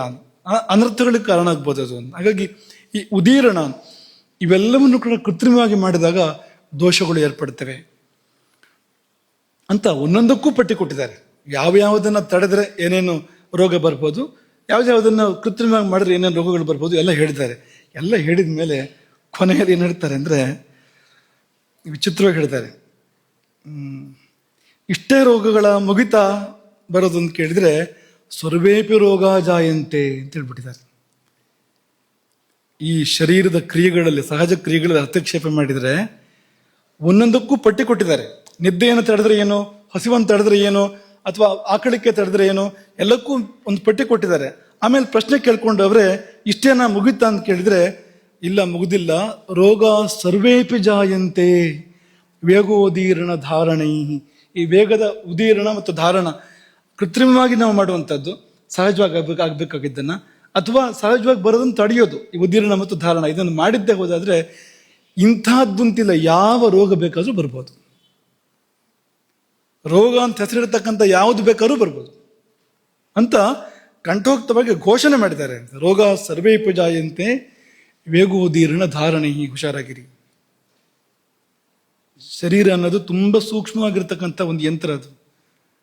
ಅದು ಏನ್ ಮಾಡುತ್ತೋ ಸಕಾರಣವಾಗಿ ಮಾಡುತ್ತೆ. ಅದು ಕೈ ಹಾಕಬೇಡಿ, ಅಲ್ಲಿ ಹಸ್ತಕ್ಷೇಪ ಮಾಡಬೇಡಿ, ತನ್ನ ಕೆಲಸವನ್ನು ಮಾಡಲಿಕ್ಕೆ ಬಿಡಿ. ಅದಕ್ಕೆ ಸಹಜವಾಗಿ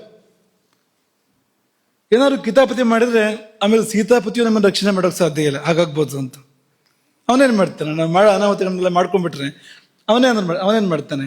ಆಮೇಲೆ ಕರ್ಮದ ಫಲ ಅನುಭವಿಸ್ಲೇಬೇಕು ಅಂತ. ಹಾಗಾಗಿ ಸರ್ವೇಪಿ ರೋಗ ಜಾಯಂತೆ ನ ಕೇವಲ ಪೂರ್ವೋಕ್ತ ಏವ, ಈ ಪಟ್ಟಿಲಿರೋದು ಮಾತ್ರ ಅಲ್ಲ, ಎಲ್ಲ ರೋಗಗಳು ಕೂಡ ಬರ್ಬೋದು. ಯಾಕೆಂದ್ರೆ ಅದು ಪ್ರಾಣಕೋಪ, ಈ ವಾತಕೋಪ ಏರ್ಪಡುವಂಥದ್ದು. ಅದರಲ್ಲಿ ವಾಯು ಕೋಪ್ಯತೆ ಸ್ವಕರ್ಮಣ ಏವ ವಾಯು ಕೋಪ್ಯತೆ ಸಕುಪಿತಃ ಸರ್ವಾನೇವ ವಿಕಾರಾಂಚನೇತಿ. ಈ ನಮ್ಮೊಳಗಿರ್ತಕ್ಕಂಥ ವಾಯು ಅಥವಾ ವಾತ ಏನಿದೆ ಅದರದ್ದೇ ಕೆಲಸ. ಈ ವೇಗವನ್ನು ತಡೆಯೋದೋ ಬಿಡೋದೋ ನಾವು ಮಾಡ್ತೇವಲ್ಲ, ಕೃತ್ರಿಮವಾಗಿ ಮಾಡೋದೋ ಮಾಡ್ತೇವಲ್ಲ, ಅದು ವಾತದ ಮೂಲಕ ಆಗಬೇಕು. ಅದು ಮಾಡಿದಾಗ ಏನಾಗುತ್ತೆ ಅಂದರೆ ತನ್ನ ಕರ್ಮದಿಂದ ತಾನೇ ಕೋಪಗೊಂಡ ಆ ವಾತ ಏನ್ ಬೇಕಾದ್ರೂ ವಿಕಾರವನ್ನು ಸೃಷ್ಟಿ ಮಾಡ್ಬೋದು ಅಂತಿಷ್ಟು ಹೇಳಿದ ಮೇಲೆ ಈಗ ಮತ್ತೊಂದು ಪ್ರಶ್ನೆ ಬಂತು. ಇದು ವೇಗರೋಧ ರೋಗ ಜಾಯಂತೆ. ಹಾಗಾದ್ರೆ ಯಾವುದನ್ನು ತಡ್ಕೋಬಾರ್ದಲ್ವಾ? ಎಲ್ಲದನ್ನು ಅದರಷ್ಟಕ್ಕೆ ಆಗೋಕೆ ಬಿಡ್ಬೇಕಲ್ವ ನಾವು? ಹಾಗಾದ್ರೆ ಮನಸ್ಸೊಳಗೆ ಕಾಮಕ್ರೋಧಗಳು ಹುಡ್ತಾ ಇದೆ, ದ್ವೇಷ ಹುಡ್ತಾ ಇದೆ, ಈರ್ಷ್ಯೆ ಹುಡ್ತಾ ಇದೆ. ಹುಟ್ಲಿ, ತಡೆದ್ರೆ ರೋಗ ಬರ್ಬೋದು, ದೋಷ ಬರ್ಬೋದು ಅನ್ನೋ ಪ್ರಶ್ನೆ ಇದೆಯಲ್ವಾ? ಅದು ವೇಗವೇ ತಾನೆ, ಏನು ಕಡಿಮೆ ವೇಗವಾದು. ಸಿಟ್ಟು ಬಂತು ಅಂದ್ರೆ ಏನು ವೇಗ ಅದು? ಇಲ್ಲೇ ವೇಗ ಎಲ್ಲ ಬಂದ್ಬಿಡುತ್ತೆ ಅಂತ ಸಿಟ್ಟು ಬಂದಾಗ ಅಂತ ಅಲ್ಲ. ತುಟಿ ಒದರುತ್ತೆ, ಮಾತು ತೊದಲತ್ತೆ, ನಿಧಾನಕ್ಕೆ ಹೇಳೋದನ್ನು ಓಡಿಸಿ ಹೇಳ್ತಾನೆ. ಹೇಳ್ಬೇಕಾದ್ರೆ ವೇಗ ಅಲ್ದ ಮತ್ತೇನೇನಿದು ಅಂದ್ರೆ ಮನೋವೇಗಾಂಶ ಧಾರೆಯೇ. ಈ ಶರೀರದ ಈ ವೇಗಗಳು, ಹೇಳಿದ ವೇಗಗಳನ್ನ ತಡಿಬಾರ್ದು ಅಂತ ಹೇಳಿದಷ್ಟೇ ಹೊರತು, ಆದರೆ ಮನೋವೇಗಗಳನ್ನ ಧಾರೆಯೇ, ತಡೆ ಹಿಡಿಬೇಕು. ಅದನ್ನ ಏನೆಲ್ಲ ಅಂದ್ರೆ ಧಾರೆಯಿತ್ತು ಸದಾ ವೇಗಾನ್ ಹಿತೈಷಿ ಪ್ರೇತ್ಯ ಚೇಹಚ. ನಿನಗೆ ಇಲ್ಲೂ ಬದುಕಿರುವಾಗಲೂ ಒಳ್ಳೇದಾಗಬೇಕು, ಸತ್ತ ಮೇಲೂ ಚೆನ್ನಾಗಿರ್ಬೇಕು ನೀನು ಅಂತಾದ್ರೆ ಈ ವೇಗಗಳನ್ನ ನೀನು ತಡೆ ಹಿಡಿಬೇಕು. ಯಾವುದು ಅಂದ್ರೆ ಲೋಭ, ಈರ್ಷ್ಯ, ದ್ವೇಷ, ಮಾತ್ಸರ್ಯ, ರಾಗಾದೀನಾಂ ಜಿತೇಂದ್ರಿಯ. ಈ ಲೋಭ, ಈರ್ಷ್ಯ, ದ್ವೇಷ, ಮಾತ್ಸರ್ಯ, ರಾಗ ಮೊದಲಾದವುಗಳು. ಇಮಾವಸ್ತು ಧಾರೆಯೇದ್ ವೇಗಾನ್, ಇದನ್ನು ಅವಶ್ಯವಾಗಿ ಈ ವೇಗಗಳನ್ನು ಧಾರಣೆ ಮಾಡು. ಯಾಕೆಂದ್ರೆ ಅಶಸ್ತಾನಾಂ, ಇದು ಒಳ್ಳೆಯದಲ್ಲ, ಅದು ಕೆಟ್ಟದ್ದು ಅಂತ ಪಟ್ಟಿ ಕೊಟ್ಟರು. 3 ಥರದ ಪಟ್ಟಿ ಇದೆ. ಇಂತಿಂಥ ಮನಸ್ಸಿನ ವೇಗಗಳನ್ನು ಧಾರಣೆ ಮಾಡಬೇಕು. ವಾಗ್ವೇಗಗಳು ಅಂತಿದೆ, ಅದನ್ನು ಧಾರಣೆ ಮಾಡಬೇಕು. ಮತ್ತು ಶರೀರದಲ್ಲಿ ಕೂಡ ಕೆಲವು ವೇಗಗಳನ್ನು ಧಾರಣೆ ಮಾಡಲಿಕ್ಕಿದೆ, ಮಾಡುವಂಥದ್ದು. ಈ ಪಟ್ಟಿಲಿರೋದಲ್ಲ, ಬೇರೆ ಅದು. ಹಾಗಾಗಿ ಮನೋವಾಕ್ಕಾಯ ಕರ್ಮಣ, ಮನಸ್ಸು ವಾಕ್ಕು ಕಾಯ ಕರ್ಮದಲ್ಲಿ ಇಂತಿಂಥದ್ದನ್ನು ನಿರೋಧ ಮಾಡಲಿಕ್ಕಿದೆ ಅಂತ. ಏನು ಅಂದರೆ ಲೋಭ ಮೊದಲನೇದು. ವಿಷಯೇ ಅನುಚಿತ ಪ್ರಾರ್ಥನಾ ಅಂತ. ಅಂದರೆ ಆ ಆಸೆ ಸರಿಯಲ್ಲ, ಅಪೇಕ್ಷೆ ಬೇಕು ಅನ್ನೋದು ಭಾವ ಸರಿಯಲ್ಲ ಅಂಥದ್ದು. ವಸಿಷ್ಠರ ಗೋವನ್ನು ವಿಶ್ವಾಮಿತ್ರ ಬಯಸಿದ್ರೆ ಏನದು? ಅದು ಸಾತ್ವಿಕ ಆಸೆ ಅಲ್ಲ, ಅದು ಸಲ್ಲದ ಆಸೆ ಅದು ಅಂತ. ಶೋಕ, ದೈನ್ಯ. ಶೋಕ ಅಂತಂದ್ರೆ ಏನೋ ಕಳ್ಕೊಂಡಾಗ ಮಾಡಿದಾಗ ಬರುವಂಥದ್ದು ಅದು. ಭಯಂ, ಏನೋ ತೊಂದರೆ ಬರುತ್ತೆ ಅಂತ. ಅಪಕಾರಾನುಸಂಧಾನಜಂ ದೈನ್ಯಂ, ಏನೋ ತೊಂದರೆ ಬರುತ್ತೆ ಅಂತ ಮನಸ್ಸು ಆತಂಕ ಪಡುವಂಥದ್ದು. ಕ್ರೋಧ, ಪ್ರದ್ವೇಷ, ಏನ ಪ್ರಜ್ವಲಿತ ವಿಮಾತ್ಮಾನಂ ಮನ್ಯತೆ, ತಾನಿಗೆ ತಾನೇ ಹೊತ್ತಿ ಉರಿದಂತೆ ಆಗ್ತಾನೆ, ಆ ಭಾವ, ಅದಕ್ಕೆ ಕ್ರೋಧ ಅಂತ ಹೆಸರು. ಮಾನಃ, ಮಾನ ಅಂದ್ರೆ ಏನು? ಮಾನ ಇಲ್ಲ, ಮರ್ಯಾದೆ ಇಲ್ಲ ಅಂತ ಬೈತಾರಲ್ವಾ, ಅದಲ್ಲ ಇದು. ಇದು ಬೇರೆ, ಇದು ಬೇಡದೇ ಇರೋದು, ಬಿಡುವಂಥದ್ದು ಇದು. ಮಾನಃ ಅಂದ್ರೆ ಇಲ್ಲದಿರುವ ಗುಣಗಳನ್ನು ತನ್ನೊಳಗೆ ಆರೋಪ ಮಾಡಿಕೊಂಡು ಇದೆ ಅಂತ ಅಂದ್ಕೊಂಡು ದೊಡ್ಡ ಜನ ಅಂತ ಓಡಾಡೋದು ಮಾನ ಅಂತ ಕರೀತಾರೆ. ಗರ್ವ ಅಂತ, ಮಾನ ಗರ್ವ ಅಂತ ಹೇಳ್ತಾರಲ್ಲ, ಅಂಥದ್ದು ಅಂತ. ಸದಸದ್ ಗುಣಾಧ್ಯಾರೋಪೇಣ, ಇರುವ ಗುಣಗಳು ಇಲ್ಲದಿರುವ ಗುಣಗಳು ಎಲ್ಲವನ್ನೂ ತನ್ನಲ್ಲಿದೆ ಅಂತ ಆರೋಪಣೆ ಮಾಡಿಕೊಂಡು ಕೃತ್ರಿಮವಾಗಿ ಗರ್ವಿಷ್ಠನಾಗಿ ಓಡಾಡ್ತಾ ಇದ್ದಾನೆ ಅಂತ. ನಿಯಂತ್ರಣ ಮಾಡುವಂಥ. ನೈರ್ಲಜ್ಯಂ, ಲಜ್ಜೆ ಇಲ್ಲದೆ ಇರುವಂಥದ್ದು. ಲಜ್ಜೆ ಅಂದ್ರೆ ಏನು? ಜುಗುಪ್ಸಿತವಾದ್ದನ್ನು ತೋರಿಸ್ಬಾರ್ದು ಬೇರೆಯವರಿಗೆ ಅಂತ, ವ್ಯಕ್ತಪಡಿಸ್ಬಾರ್ದು. ಅದು ಲಜ್ಜೆ. ಅದು ಇಲ್ಲೇ ಇದ್ರೆ ಹೋಯ್ತು ಜೀವನವೇ ಅಂತ. ಲಜ್ಜೆ ಇಲ್ಲ ಅಂತಂದ್ರೆ ಮನುಷ್ಯ ಬಹಳ ಕೊಳಕಾಗ್ಬಿಡ್ತಾನೆ. ಹಾಗಾಗ್ಬಾರ್ದು. ಈರ್ಷ್ಯಾ ಅಂದ್ರೆ ಪರಸಂಬಂಧ ಪ್ರತಿಷೇಧ ಹೆಚ್ಚು, ಇನ್ನೊಬ್ಬರಿಗೆ ಸಿಗಬಾರ್ದು, ಅದು ಇನ್ನೊಬ್ಬರಲ್ಲಿ ಇರಬಾರ್ದು. ಒಂದು ವಸ್ತು ತಾನು ಬಯಸುವಂಥದ್ದು ಮತ್ತೊಬ್ಬರಲ್ಲಿ ಇರಬಾರ್ದು ಎನ್ನುವಂಥ ಭಾವ ಇದ್ದಾಗ ಏನೋ ಒಂದು ಉರಿ ಒಳಗಡೆಗೆ. ಈರ್ಷ್ಯಾ, ರಾಗ ಅಥವಾ ಅತಿರಾಗ, ಅದು ಸರಿಯಾದ ಬೇಕಾದ ವಿಷಯಕ್ಕೆ ಆದರೂ ಮತ್ತು ಬೇಕು ಅಂತ ಶುರುವಾದರೆ, ಅನಗತ್ಯವಾಗಿ ಜಾಸ್ತಿಯಾಗಿ ಅದು ಬೇಕು ಅಂತ ಆಗಕ್ಕೆ ಶುರುವಾದರೆ ಪುನಃ ಪ್ರವರ್ತನೆ ಇಚ್ಛಾ ಇರಬಾರ್ದು ಅದು. ಇನ್ನು ಅಭಿಧ್ಯಾ ಅಂತ ಒಂದಿದೆ. ಅಭಿಧ್ಯಾ ಅಂದರೆ ಅಭಿಧೇಯ ಬೇರೆ, ಅಭಿಧೇಯ ಅಲ್ಲ ಇದು. ನಮ್ಮ ವಿದ್ಯಾರ್ಥಿನಿ ಒಬ್ಬಳು ಅಭಿಧೇಯ ಅಂತಿದ್ದಾಳೆ. ಅಭಿಧೇಯ ಅಂದರೆ ಒಂದು ಹೆಸರು, ಯಾವುದಕ್ಕಾರು ಒಂದು ಹೆಸರಿಟ್ಟರೆ ಆ ಹೆಸರಿಂದ ಸೂಚಿಸಲ್ಪಡುವಂಥದ್ದು ಅನ್ನುವ ಅರ್ಥ ಇದೆ ಅದಕ್ಕೆ. ಅಭಿಧ್ಯಾ ಅನ್ನೋದೊಂದು ದುರ್ಗುಣ, ಅದು ಬೇರೆ. ಅದು ಪರದ್ರೋಹ ಚಿಂತನೆ ಮನಸ್ಸಿನಿಂದ, ಅಥವಾ ಪರದ್ರವ್ಯದ ವಿಷಯದಲ್ಲಿ ಆಸೆ, ಇನ್ನೊಬ್ಬರು ಸೊತ್ತಿನ ಬಗ್ಗೆ ಆಸೆ, ಇನ್ನೊಬ್ಬರಿಗೆ ಕೇಳಿ ಮಾಡಬೇಕು ಅನ್ನುವಂಥ ಮನಸ್ಸು, ಇದು ಅಭಿಧ್ಯಾ. ಇದಿರಬಾರ್ದು ಯಾವುದೇ ಕಾರಣಕ್ಕೂ. ಇದೆಲ್ಲ ಮನಸ್ಸಿನ ವೇಗಗಳು. ಅಂದರೆ ಕೆಟ್ಟ ಗುಣಗಳು, ಕೆಟ್ಟ ಭಾವಗಳು, ಇದನ್ನೆಲ್ಲ ನಿಯಂತ್ರಣ ಮಾಡಬೇಕು ಅನ್ನೋ ಒಂದೇ ಮಾತಲ್ಲಿ ಇದನ್ನು ಹೇಳ್ಬೋದು.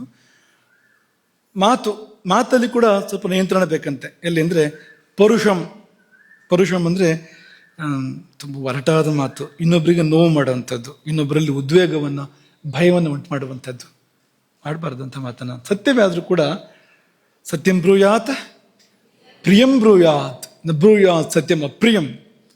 ಯಾಕೆ ಅಂದರೆ ಅದು ಪರೋದ್ವೇಜಕ. ಇನ್ನೊಬ್ಬರಿಗೆ ಅದು ಉದ್ವೇಗವನ್ನು ಉಂಟು ಮಾಡ್ತದೆ, ಇನ್ನೊಬ್ಬರ ಮನಸ್ಸಿನಲ್ಲಿ ಕ್ಷೋಭೆಯನ್ನು ಉಂಟು ಮಾಡ್ತದೆ. ಪಾಪ ಅದು. ಇನ್ನೊಬ್ಬರಲ್ಲಿ ಕ್ಷೋಭೆಯನ್ನು ಏರ್ಪಡಿಸಿದ್ರೆ ಆ ದೋಷ ನಮಗೆ ಬರ್ತದಲ್ಲ. ಹಾಗಾಗಿ ಪುರುಷ ಅಲ್ಲ ಇದು, ಪರುಷ ಅಂದ್ರೆ ಒರಟು ಅಂತ ಮಾತನಾಡಬೇಡ. ಅತಿ ಮಾತ್ರ ಬಂದ್ರೆ ಹಲುಪ್ತಾ ಇರಬೇಡ ದಿನ ಇಡೀ. ಕೆಲವರು ಒಂದು ಮಾತಾಡಲು 4 ಮಾತಾಡ್ತಾರೆ. ವಾಚೋ ವಿಗ್ಲಾಪನಂ ಹಿತತು ನಾನುಧ್ಯಾಯೇದ್ ಬಹೂನ್ ಶಬ್ದಾನ್. ಹಾಗಾಗಿ ಎಷ್ಟು ಅಷ್ಟು ಮಾತಾಡು. ಅವಿಸ್ತರಂ ಅಸಂದಿಗ್ಧಂ, ಹನುಮಂತನ ಭಾಷೆ. ಹನುಮಂತ ಮಾತಾಡಿದ್ರೆ ಹೇಗೆ ಮಾತಾಡ್ತಾ ಇದ್ದ ಅಂದ್ರೆ, ಅವಿಸ್ತರಂ ಅಂದ್ರೆ ಅಗತ್ಯಕ್ಕಿಂತ ವಿಸ್ತಾರ ಇಲ್ಲ, ಅಸಂದಿಗ್ಧಂ ತುಂಬಾ ಸಣ್ಣ ಮಾಡೋಕೆ ಹೇಳಿದ್ದೆ ಅರ್ಥ ಆಗಿಲ್ಲ ಅಂತ, ಹಂಗೋ ಹಿಂಗೋ ಅಂತ. ಹಾಗೂ ಅಲ್ಲ, ಎಷ್ಟು ಬೇಕು ಅಷ್ಟು ಅಂತ. ಹಾಗಾಗಿ ಜಾಸ್ತಿ ಮಾತಾಡಬಾರ್ದು. ಸೂಚಕಂ ಅಂದ್ರೆ ಚುಚ್ಚುಕೊಡೋದು, ಇನ್ನೊಬ್ರಿಗೂ ತೊಂದರೆ ಆಗೋ ಥರದ ಮಾತುಗಳು ನಾಡುವಂಥದ್ದು. ಅದನ್ನು ಹೋಗಿ ಹೇಳಿದ್ರೆ ಚಾಡಿ ಅಂತೆಲ್ಲ ಹೇಳ್ತಾರಲ್ಲ ಅಂಥದ್ದು. ಅಥವಾ ಒಟ್ಟು ಇನ್ನೊಬ್ಬರಿಗೆ ಈ ವಾಗ್ವ್ಯಾಪಾರದಿಂದ ಅದು ಯಾರಿಗೂ ಹೋಗಿ ಉಪದ್ರವಾಗುತ್ತೆ ಕೊನೆಗೆ. ಅದು ಮಾಡಬೇಡ ಅದನ್ನ ಅಂತ. ಪರಾನಿಷ್ಠ ಜನಕ ಅಭಿದಾಯಕಂ, ಇನ್ನೊಬ್ಬರಿಗೆ ತೊಂದರೆ ಮಾಡುವಂಥದ್ದನ್ನು ಹೇಳಿ ಬೇಡ ಅಂತ. ಅನೃತಂ ಅರ್ಥ ಹೇಳೋದನ್ನು ಬೇಡ ನಮಗೆ. ಸುಳ್ಳು, ಅಪಾರ್ಥಕಂ. ಅಕಾಲಯುಕ್ತಂ ಅಂದರೆ ಇನ್ನೂ ಸಂದರ್ಭ ಬಂದಿಲ್ಲ, ಈಗಲೇ ಮಾತಾಡಬೇಡ ಅದನ್ನು. ಸಂದರ್ಭ ಬರಲಿ ಅದಕ್ಕೆ. ಕೆಲವರಿಗೆ ಅವಸರ, ಈಗಲೇ ಹೇಳ್ಬಿಡ್ಬೇಕು ಅದನ್ನು, ಗೊತ್ತಿದೆ ನಮಗೆ ಅಂತ. ಗೊತ್ತಿರೋದನ್ನು ತೋರಿಸ್ಕೋಬೇಕು ಅಂತ ಕಾಯಿ. ಆ ಸಂದರ್ಭ ಬಂದಾಗ ಮಾತಾಡು, ಅದಕ್ಕಿಂತ ಮುಂಚೆ ಮಾತಾಡಬೇಡ ಅಂತ. ಇದೆಲ್ಲ ವಾಗ್ವೇಗ ಧಾರಣೆ. ಇನ್ನು ಶರೀರ ವೇಗ ಧಾರಣೆ ಕೂಡ ಇದೆ. ಶರೀರ ಅಥವಾ ಕರ್ಮ ಅಲ್ಲಿ ಕೂಡ ಧಾರಣೆ ಇದೆ. ಇದೆಲ್ಲ ನಾವು ತಡಿಬಾರದು. ಸಿಹಿನೋ, ಆಕಳಿಕೆನೋ, ಹಸಿವೋ, ನಿದ್ದೆನೋ, ಅಥವಾ ಶ್ರಮಶ್ವಾಸ, ಏನು ಶ್ರಮ ಆದಾಗ ಒಂದು ಉಸಿರು ಬರುತ್ತಲ್ವ, ಏದು ಉಸಿರು, ಶ್ರಮಶ್ವಾಸ, ಇದೆಲ್ಲ ತಡಿಬಾರ್ದು ಅಂತ ಅನ್ನೋದೊಂದಿದೆ. ವಾಂತಿ ಮತ್ತೊಂದು, ಇದೆಲ್ಲ ತಡಿಬಾರ್ದು ಅಂತ. ಆದರೆ ತಡೆಯುವಂಥದ್ದಿದೆ. ಅದೇನೆಂದ್ರೆ ಪರಪೀಡಕವಾದ ಕೃತಿಗಳನ್ನ ತಡಿಬೇಕು. ಶರೀರದಿಂದ ಆಗುವಂಥದ್ದು, ಯಾರಿಗೂ ಹೊಡೆಯೋದು ಅಂತ ಅನ್ಕೋ, ತಡಿ ಅಂತ. ಶರೀರದಿಂದಲೇ ಮಾಡುವಂಥದ್ದು, ಅದು ತಡಿಬೇಕು ಅದನ್ನ ಅಂತ. ಅದಕ್ಕೆ ಪಟ್ಟಿ ಕೊಟ್ಟಿದ್ದಾರೆ. ಸ್ತ್ರೀ ಭೋಗ ಅಂದ್ರೆ ಪರಸ್ತ್ರೀ ಭೋಗ, ಪರದ್ರವ್ಯ ಗ್ರಹಣ, ಇನ್ನೊಬ್ಬರು ಸ್ವತ್ತನ್ನ ಸ್ವಾಧೀನ ಮಾಡುವಂಥದ್ದು, ಹಿಂಸಾ, ಪರಪೀಡೆ, ವಿಧಿಪ್ರೋಕ್ತವಲ್ಲದೆ ಇರತಕ್ಕಂಥ ಪ್ರಾಣಿ ಪೀಡೆ. ಇಲ್ಲಿ ವಿದ್ಯುಕ್ತವಾಗಿರುವಂಥದ್ದು ಮಾಡ್ಬೇಕಾಗಿ ಬರ್ಬೋದು, ಅದು ಬೇರೆ ವಿಷಯ ಅದು. ಆದರೆ ವಿಧಿರಹಿತವಾಗಿರ್ತಕ್ಕಂಥ ಪ್ರಾಣಿಗಳ ಪೀಡೆ ಇದೆಯಲ್ಲ, ಅದನ್ನು ಮಾಡಬಾರ್ದು. ಹಾಗೆ ಆದಿ ಅಂತ ಹೇಳಿದ್ದಾರೆ ಅಲ್ಲಿ, ಆದ್ಯಾಹ ಅಂತ. ಅದೇನಪ್ಪ ಅಂದರೆ, ಉದಾಹರಣೆಗೆ ಗುರುಗಳಿದ್ದಾಗ ಗುರುಗಳ ಕಡೆ ಕಾಲು ಚಾಚಿ ಕೂತ್ಕೊಳ್ಳೋದು ಅಂತ ಕೊಟ್ಟು, ಇಂಥದ್ದೆಲ್ಲ ಅಂತ. ಶರೀರವನ್ನು ಹೀಗೆಲ್ಲ ಬಳಸಬಾರದು ಅಂತ. ಗುರುವಿಗೆ ಅಗೌರವ ಮಾಡೋ ರೀತಿಯಲ್ಲಿ ಗುರುವಿಗೆ ಕಾಲು ಚಾಚಿ ಕೂತ್ಕೊಳ್ಳೋದಪ್ಪ ಅಂತ ಒಂದು ಉದಾಹರಣೆ ಕೊಟ್ಟು, ಮತ್ತೆ ಆದಿ ಅಂತಂದ್ರು. ಈಗ ಇಂಥದ್ದು ಎಷ್ಟೋ ಇದೆ ಅಂತ. ಶರೀರದಿಂದ ಅಧರ್ಮ ಆಗುವಂಥದ್ದು ಅಂಥದ್ದನ್ನು ಮಾಡಬೇಡ. ಅಲ್ಲಿ ಧಾರಣೆ ಬೇಕು. ನಿಯಂತ್ರಣ ಮಾಡಬೇಕು ಆ ಜಾಗದಲ್ಲಿ ಅಂತ. ಇದನ್ನ ಈ ಪ್ರಕರಣ ಮುಕ್ತಾಯ ಮಾಡುವಾಗ ಗೀತೆಯನ್ನು ಒಮ್ಮೆ ನೆನಪು ಮಾಡ್ಕೊಳ್ತೇವೆ. ಯುಕ್ತಾಹಾರ ವಿಹಾರಸ್ಯ ಯುಕ್ತಚೇಷ್ಟಸ್ಯ ಕರ್ಮಸು ಯುಕ್ತ ಸ್ವಪ್ನಾವಬೋಧಸ್ಯ ಯೋಗೋ ಭವತಿ ದುಃಖ.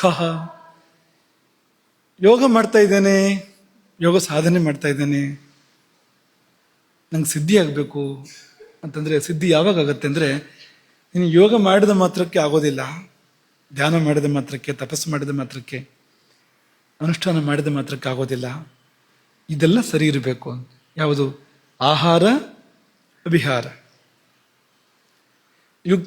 ಯುಕ್ತವಾಗಿರುವಂಥ ಆಹಾರ, ಯುಕ್ತವಾಗಿರ್ತಕ್ಕಂಥ ವಿಹಾರ. ಅಂದರೆ ಅಯುಕ್ತವಾದ ಆಹಾರ ಸೇವನೆ ಅಯುಕ್ತವಾಗಿ ಆಗಬಾರ್ದು. ವಿಹಾರ ಅಂದರೆ ಪಾದಕ್ರಮ, ಅಂದರೆ ನಡೆದಾಡೋದು, ಓಡಾಡೋದು, ಅದು ಕೂಡ ಅಂತ.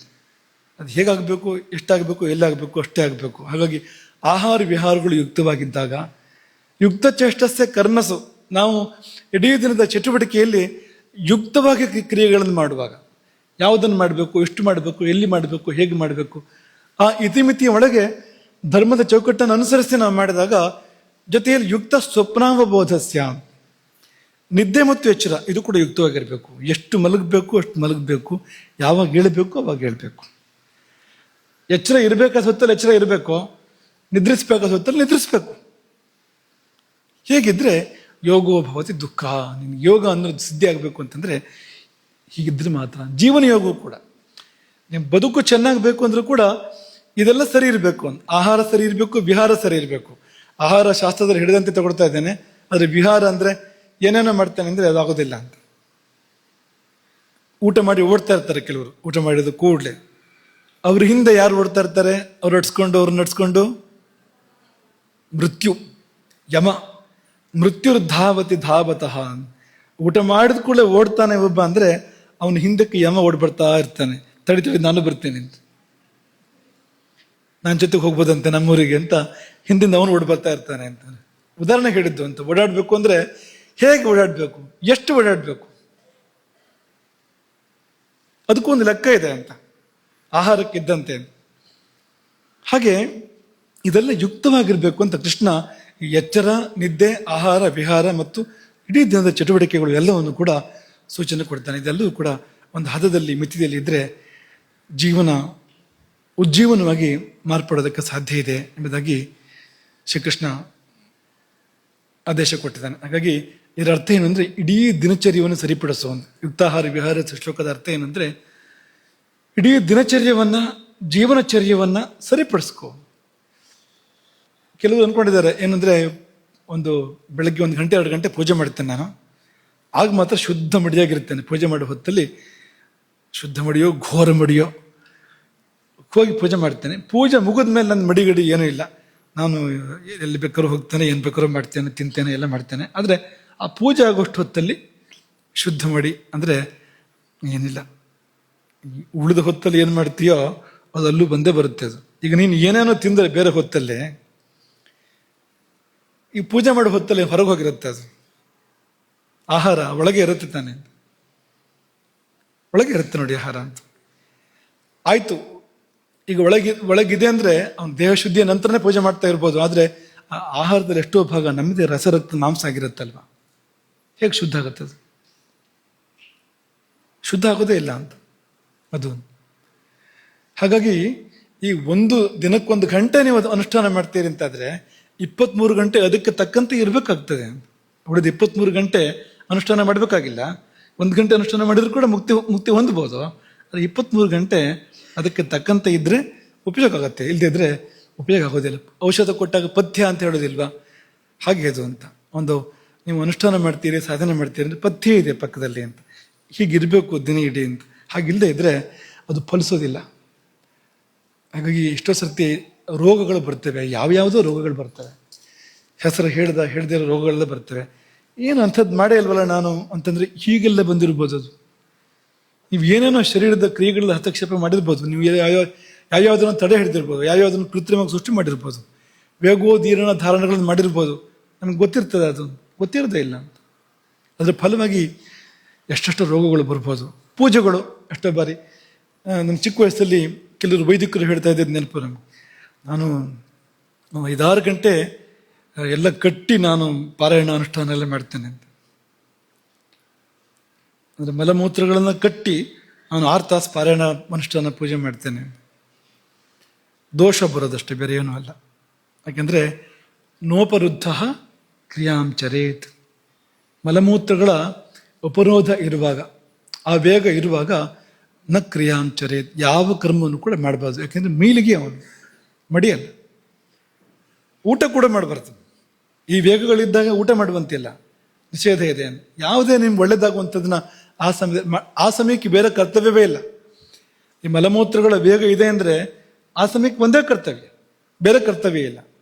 ಯಾಕೆಂದ್ರೆ ಪ್ರಾಣಶಕ್ತಿಗಳನ್ನ ಕಟ್ಟಿ ಕೆಳಗೆ ಎಳಿತಾ ಇರ್ತದೆ ಅದು. ಆ ಸಮಯದಲ್ಲಿ ಅಧೋಮುಖವಾಗಿ ಎಳಿತಾ ಇರ್ತದೆ ಅದು. ಅದಕ್ಕೆ ಆ ಕಾರ್ಯಗಳಾಗದಿದ್ರೆ ಪ್ರಾಣವನ್ನು ಮೇಲಕ್ಕೆ ಬಿಟ್ಕೊಡೋದಿಲ್ಲ ಅದು. ಹಾಗಾಗಿ ಯಾರಾದರೂ ಅಂಥದ್ದೆಲ್ಲ ಮಾಡಿದರೆ, ನಾನು ಅಷ್ಟೊತ್ತು ಎಲ್ಲ ಕಟ್ಟಿ ಮಾಡ್ತೇನೆ ಅಥವಾ ಹಸಿವು ಬಾಯಾರಿಕೆ ಕಟ್ಟಿ ಮಾಡ್ತೇನೆ ಅಂದರೆ ಉಪಯೋಗ ಏನೂ ಇಲ್ಲ. ಹಸಿವಾಗಬಾರ್ದು ನಿಂಗೆ, ನೀವು ಪೂಜೆ ಮಾಡುವಾಗ ಹಸಿವಾಗಬಾರ್ದು, ನಿಂಗೆ ಬಾಯಾರಿಕೆ ಆಗಬಾರ್ದು. ಅದು ಸರಿ, ಆಗ್ತಾ ಇದೆ ಆದರೂ ಎದ್ದೋಗಿಲ್ಲ, ಆಗ್ತಾ ಇದೆ ಎದ್ದೋಗಿಲ್ಲ ಅಂದರೆ ಅಲ್ಲಿ ಒಳಗಡೆ ಏರ್ಪೇರ್ ಆಗ್ತಾ ಇದೆ.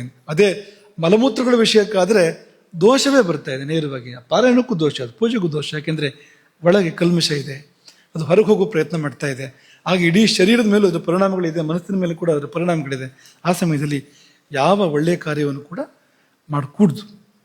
ಹಾಗಾಗಿ ಈ ವೇಗಧಾರಣೆಯ ವಿಷಯವನ್ನು ಗಮನದಲ್ಲಿಟ್ಕೊಳ್ಬೇಕು. ಈಗ ನಿದ್ದೆ ಮತ್ತು ಆಹಾರ ಅಂತಂದರೆ ನಮ್ಮ ಮನಸ್ಸಲ್ಲಿ ಚೆನ್ನಾಗಿರಬೇಕು. ಮತ್ತು ಇನ್ನೊಂದು ಯಾವ್ಯಾವಾದ್ರೂ ಬೇಗ ಹುಟ್ಟದೇ ಇರುವಂತೆ ಶರೀರವನ್ನು ಇಟ್ಕೋಬೇಕು.